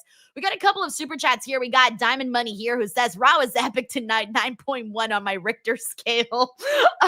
We got Pooley here, 1290, who says, if Santi doesn't wear the LA shirt, replace him with Sancho. Sancho's just in the wings, bro. He's like waiting for his turn to go in here. We also got Black Demon Daddy, who is so freaking cool today, by the way. He gifted 70 memberships here today on the channel. Damn. I think that's the most memberships we've ever gotten on one stream. That was the most epic part of tonight, honestly. He says Raw equals bland gifting. 70 memberships, epic. DWO for life. Very kind of you to do that. We got Uncle Donk here who says, hot take, Marina should be the leader, not Pac. Damn, I'm not a fan of the Death Riders at the moment, so I don't even they could have anybody as the leader at this point, and I would be like, gone. Thank you, Uncle Dunk. We got JM here who says Rox is going to cost Liv the world title match. Oh, okay. I'm not the only person that this kind of crossed my mind. That'd be interesting. That'd be interesting. Yeah. Sure.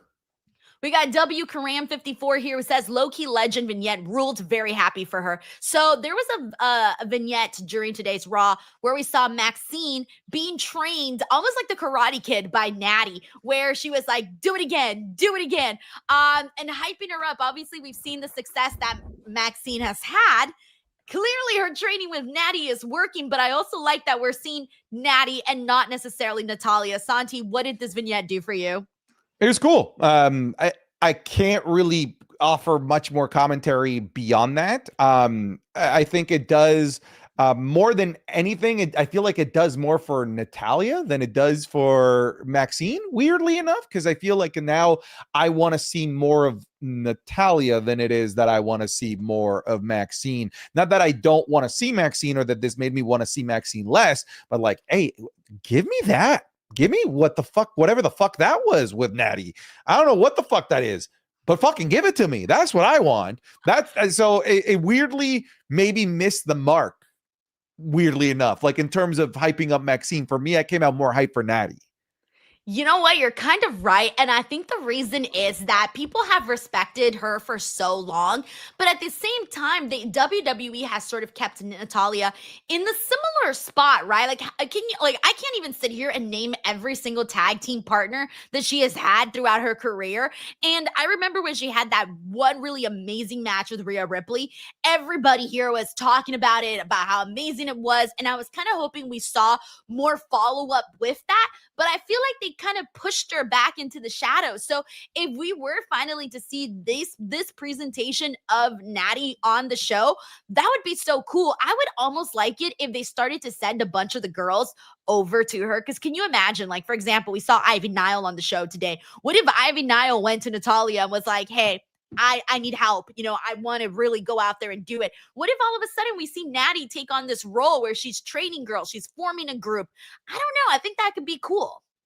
Yeah, no, I think I'd be in, like I said, I'm more interested in Natty more than anything. Yeah. All right. We got W Karam here who says, I had chatted about putting the title on Braun Breaker before WrestleMania, likely at Rumble. So happy they're doing it in a month instead, assuming he wins. I'm glad that they didn't take forever to make a mention of this. Santi, at Survivor Series, I thought that the Masked Man took a lot from the moment of Braun Breaker defeating CM Punk, which was huge. And that kind of irked me because I wanted the moment to be about Braun, not about this Masked Man. But the fact that they got right to it and that this match is looking like it's happening, I'm glad that they got right to the point. And also, I want to get your thoughts on Braun Breaker's La-di-da promo. I thought the promo was fantastic. I think the promo may have been a coming out party for Braun Breaker. It certainly signaled to me that out of everybody in the division, he's probably going to be the only one gunning after World Championship gold anytime soon, especially with Logan Paul having his segment backstage with Rey Mysterio, kind of signaling that he's going to be kind of the mid-card representative for the division. So I think we're starting to fit the pieces of like where people from the division start to actually fit in within the group and within the hierarchy of WWE. But I agree with many of the things that you said. I do wish that if they were going to focus more on Braun Breaker and his World Championship run and follow the Survivor Series War Games fallout with this fantastic promo, that War Games had been more about Braun Breaker than it was about this Masked Man. Again, a Masked Man that they're going to drag. I have no idea when they're going. Like, first of all, can I just say this? I know I'm kind of all over the place. I think it's criminal to charge people as much as they are paying to go to Survivor Series War Games or to watch it at home on ESPN and end a Big Four PLE with a cliffhanger of like, better tune in to Monday Night Raw. Fuck you. For like, what do you mean? No, this is the place where you pay off things. This is not the place where you tease and you plant a seed. No, This is where you you do the thing. This is the last PLE of the year, and you're telling me like gotta tune in to the next episode. Who's the no? You tell me who the masked man is at the very expensive show that I'm watching at home on ESPN for $40, or I'm paying thousands of dollars to be there in person. All right, back to it. Hold on, pause. Yeah, I wish it was more about pause. Braun Breaker. I have 2 follow-ups to that. Okay. One, I want to know what that was like for the live audience, especially during that Roman Cody Punk segment, because you guys couldn't hear anything that was happening there. So that doesn't. what was that like? That doesn't land at all with the people in attendance. And yeah, like I didn't know. Like I just saw them like looking at each other. As far as I'm concerned, I could kind of tell that like, oh, I think there was something like some animosity that happened there with Cody and Roman, but I didn't know what was said. And it wasn't as, like for example, right? Like I couldn't hear what was happening with The Rock, Cody Rhodes, and The Rock when the heel turn happened, but I didn't need to hear anything. The visual was enough. This I needed to hear to know what was happening. So like from the perspective of somebody that paid to be there, that moment was clearly not for me. It was clearly not for us watching in the stadium. So that moment didn't land. In terms of the masked man, at least everyone in my section, we were all really just confused about it. Like we were really excited when we saw the dude climbing in, and then he just like dipped. And we're like, what the okay. All right. Moving on. And then the match is over. Okay, the other point that I was going to make, and this is why I hated the masked man thing, and I'm curious to see if you share the same theory, and that is that if it was somebody that was a big deal, they would have unmasked him right then and there. So the fact that they didn't unmask him right then and there made me think, oh, this is something they're going to milk for a long time, and then the payoff is not going to be that great. I think you're right. I think if it was a Seth Rollins, you'd unmask a Seth Rollins, right? Like I think it is going to be I think it is going to be somebody that's like a mid-carder, right? A Theory, Santos Escobar, Montez Ford, Trick Williams. These are all names that I'm hearing that all would make sense. And maybe that's the reason why they didn't unmask it. Maybe it's an NXT guy that they thought if they were to unmask him right then and there, that it would kind of fall flat. Maybe a lot of people in the audience would be in their eyes casuals and would know who that is. Let's say if it was a Tony D, right? I'd venture to say that 90% of the people at Survivor Series would know who he is, right? So probably like I think more, honestly, maybe even more, and I think it could fall flat. Austin Theory hasn't been seen in like a year. It could fall flat. So maybe there was a little bit of concern and nerves from WWE's perspective to have such a big match end by a guy that's not particularly that exciting. Maybe it is a better place to reveal it in a Monday Night Raw. If that's the case, then don't have the freaking PLE end with the masked man being the difference maker. They shouldn't have done it because you didn't get the payoff. And then on top of that, you robbed the moment from the guy you're trying to build up, the guy you're trying to make, which is Braun Breaker. So yeah, I don't think this masked man stuff is a great idea. And sadly, like the War Games match itself is already heavily criticized by people for the lack of violence.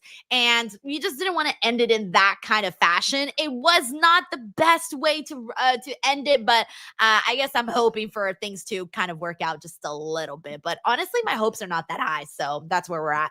We got Luis A. Mendes here who says, has the Judgment Day become stronger with the return of Liv Morgan? Yes, I'm going to say the answer is yes. When Liv Morgan came out, Santi, the building lost, like, you guys sounded so loud in San Diego when she went out there. That moment with her and John Cena, it was like the whole crowd at the exact same time was just locked in. Yeah, that was definitely the biggest moment of the night, just in general, and definitely what generated the biggest pop in my section. Shout out to the little slap kink they've got going on. The slap and then makeout session. They didn't do that before, did they? Because did I forget that there was like an aggression part of this romance between Liv and Dom? All I said to my stream when it happened on Raw, at first I was like, oh, I get it. Wait, did I you get think for it. a second she was turning on him? 'Cause Yeah, that's I what did. I thought. And then I thought, did. oh, I'm stupid. Yeah, no, I was like, oh, okay, I get it. I see it. I understand why this is a thing. Good people would pay good money for Liv Morgan to do that to them. I don't get it, but I don't kink shame. Okay, I do not kink shame. No, there's kinks you should shame. There's kinks that need to be shamed. I'd rather not say because Santi, let me tell you, there are some kinks that I did not know people were interested in. I will name you two that I recently learned about. Please. One was, I'll tell you one from a friend and one from me. From a friend. No, I'm being serious. One of my friends, she had an OnlyFans account. Okay. And in her OnlyFans account, she said that she was always asked to provide piggybacking content. Now, my follow-up question was, are you giving the piggyback back or taking the piggyback? She said she didn't know. But what are you piggybacking? I don't know. You put if you're it's on someone piggyback or Yeah, you're but giving someone a piggyback. all right. Okay. And then the other one is so gross. Tell me. This is other the right one- place.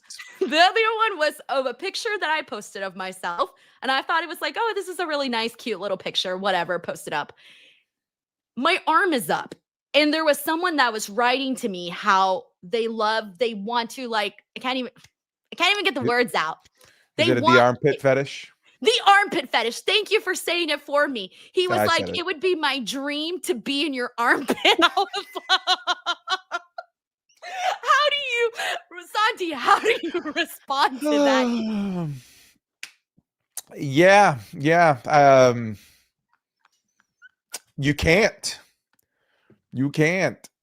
Hey. The armpit fetish. I've heard of the armpit fetish too. That's why I don't kink shame no more. I just stay quiet.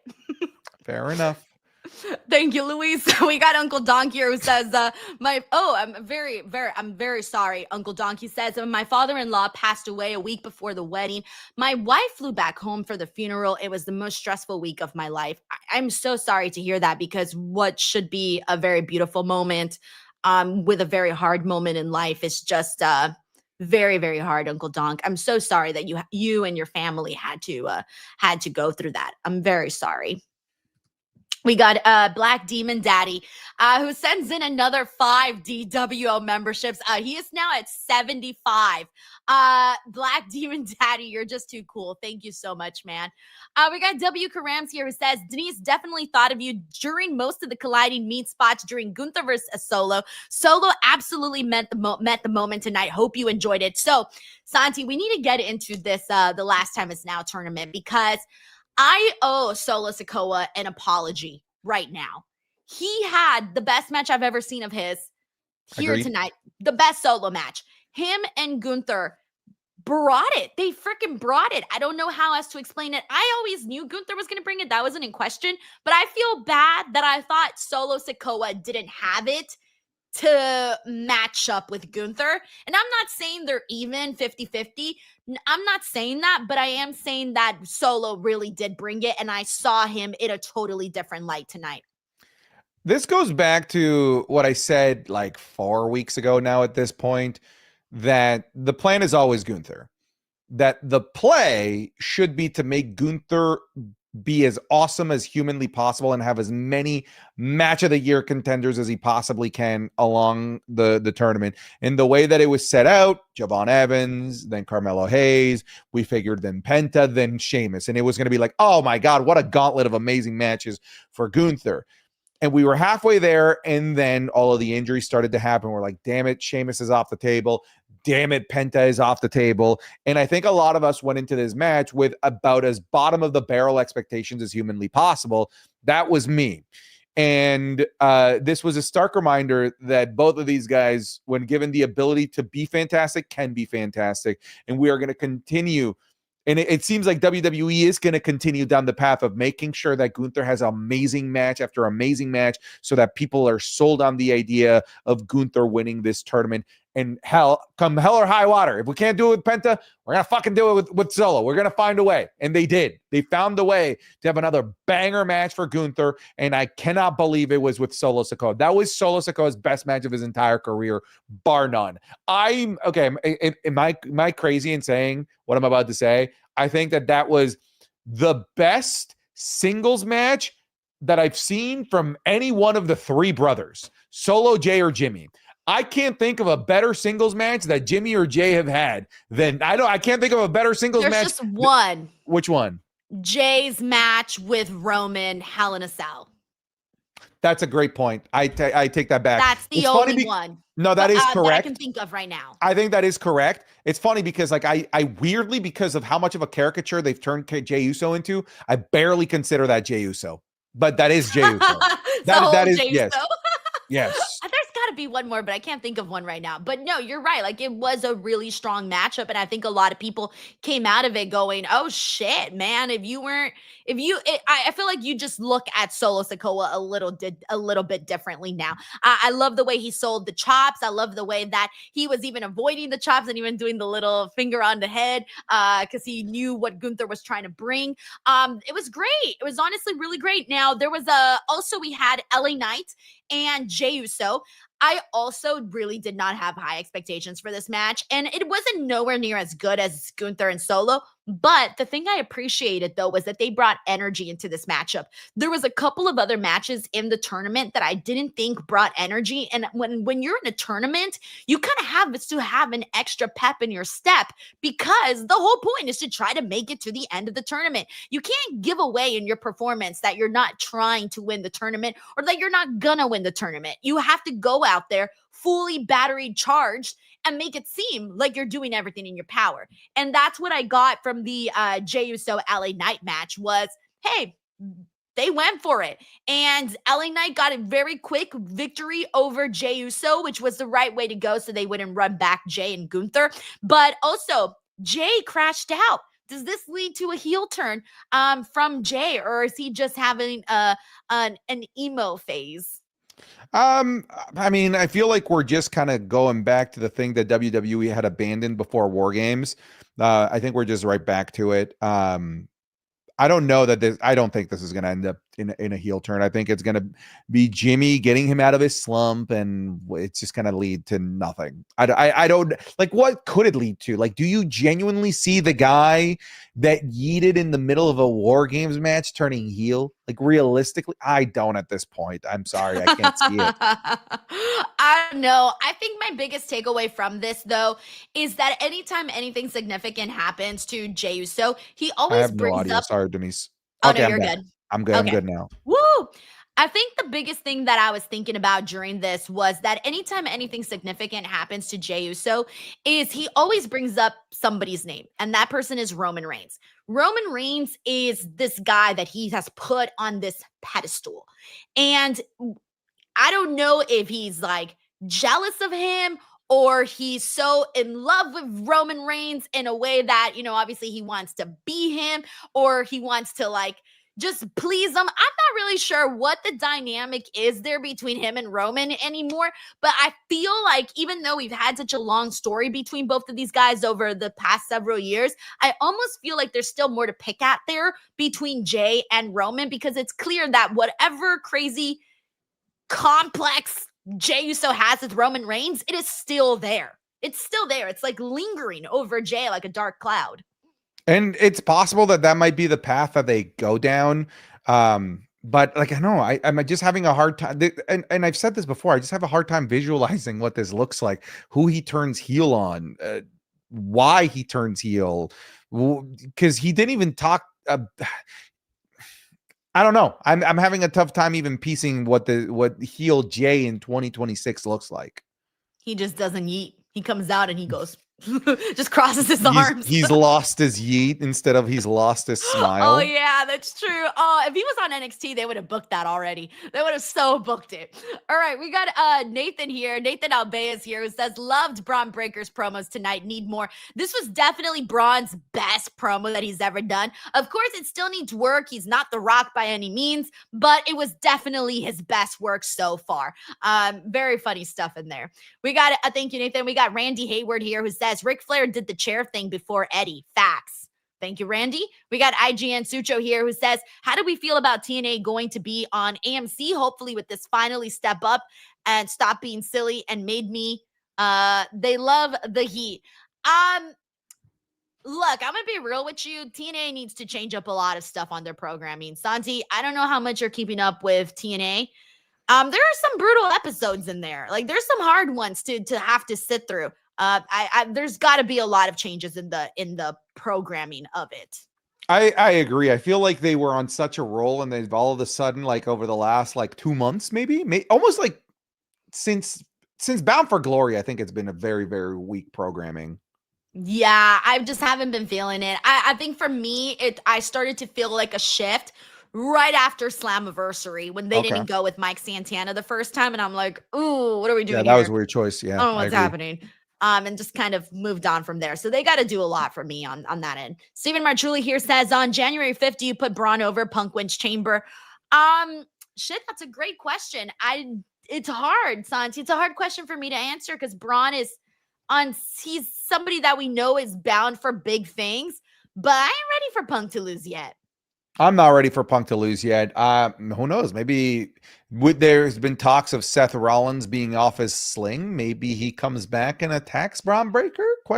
And then it's this big deal that Seth Rollins, instead of costing CM Punk, helps CM Punk win the retain. That'd be kind of crazy.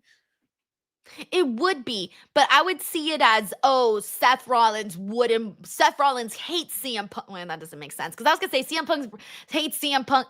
Seth Rollins hates CM Punk so much that he wouldn't want Braun to be the one to defeat him for the title. He would want to be the one to defeat CM Punk for the title. That's all I can think about right now. Oh, that works. Thank you, Steven. We got Randy here who says, I turned off my ESPN until Rumble to save $32.09. Smart thinking, bro. Smart thinking. Dude, you want to know something crazy? So I don't know if this happened for everybody. This is just my situation, is that I was told, okay, if you have Stream DirecTV, if you have DirecTV, you get the ESPN stuff for free, right? But it wasn't working. I followed all of the steps to link it, to do the whole thing, and it was not working. That was like 2 months ago that I tried, right when the roll-up came out. I got an email this past Tuesday from DirecTV, and suddenly they were like, oh, you can get ESPN now. They hadn't even rolled it out yet on the DirecTV side for me to like even be able to get it. You see what I'm saying? Like there was mistiming there. And I thought, dude, what? Like you could, this is crazy. The fact that wasn't all on the same page and aligned just kind of shows what the rollout essentially was like. We got JJ Castillo here who says, Santi, just want to say congrats on your engagement. So happy for both of you. You deserve all the happiness. Keep up the great content. You too, Denise. Love how they showcase the women tonight on Raw. Finally, they showcase the women. Have we forgotten about the fact that hasn't it been like the last episode they'd have Charlotte versus Asuka pre-recorded, but then the previous Raw didn't have a single women's match, and then the previous SmackDown didn't have a single women's match. So it's about damn time. It's about damn time that the women got to have matches and main event. We got Ryan Soley here who says, hey, Denise, Santi, while it wasn't epic, I thought it was a rather good episode of Raw. A few things to look forward to. But Denise, what are your thoughts on TNA officially landing on AMC DW for life? I'm happy for them, and I hope they do a kick-ass job. I'm all for more wrestling companies and more opportunities for people because, hey, more business. But also improve the show. We got W. Karams here who says, Santi, to your point about the SmackDown women's division for Jade, would love to see Bayley Lyra moved over there. Would help the WWE and US title scenes big time. Sure. I agree. I agree. We got Sleaze Boy here who says, the masked man is me. I'm the masked man. I'm also more beautiful than Lady Gaga. You should look at the Black Scorpion and Sting. Thank you, Sleaze Boy, for the randomness. We got David Primero here who says, I think I would put the Vision on top if all members win golds at WrestleMania. Breaker with the world title and Bronson in theory for the tag titles. What do you think? Damn, I don't know. I like the idea of obviously Braun eventually getting the world titles, but I don't know how I feel yet about Bronson in theory being tag team champions. I mean, that Bronson, the only place he would fit is tag team. You need to find a guy for him. If you're going to have Logan go after a mid-card title, Braun after world title, that's it. This is the only place you put Bronson Reed. We got, thank you, David. We got Omar Maduena here who says, I was at Raw tonight. I also thought Liv turned. Thank you, Omar, and I'm glad you had a good time in Raw. We got David Primero here who says, can't wait for Liv to take the title from Stephanie. David, you're on timeout, bro. How could you? We got Sleaze Boy here who says, speaking of, if I were Bronson Reed, not only would I steal Roman's shoes, but his socks as well and sniff them. What are we doing today? Talk about kinks. Thank you, Sleaze Boy. We got Diamond Money here who says, I think Jey Uso is jealous of Roman.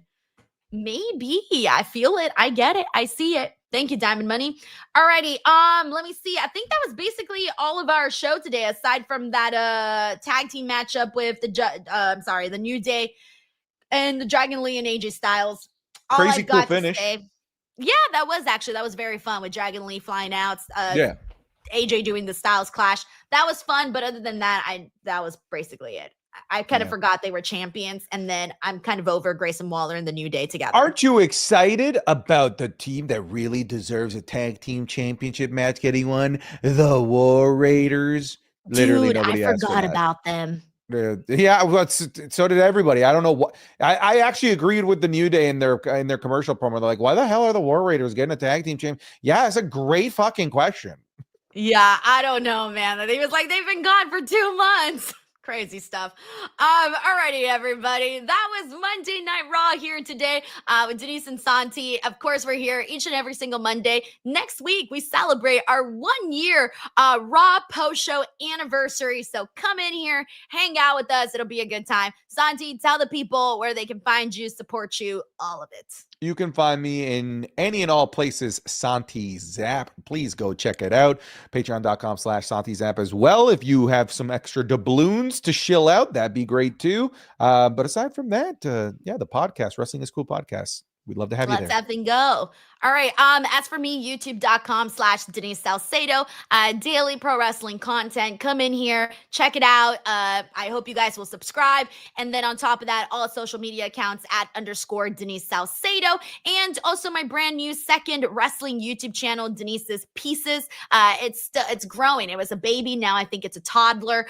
Check it out. That's where I post all of my wrestling clips for interviews and whatnot that I do. Go up there. So thank you guys so much, and we'll see you on the next one.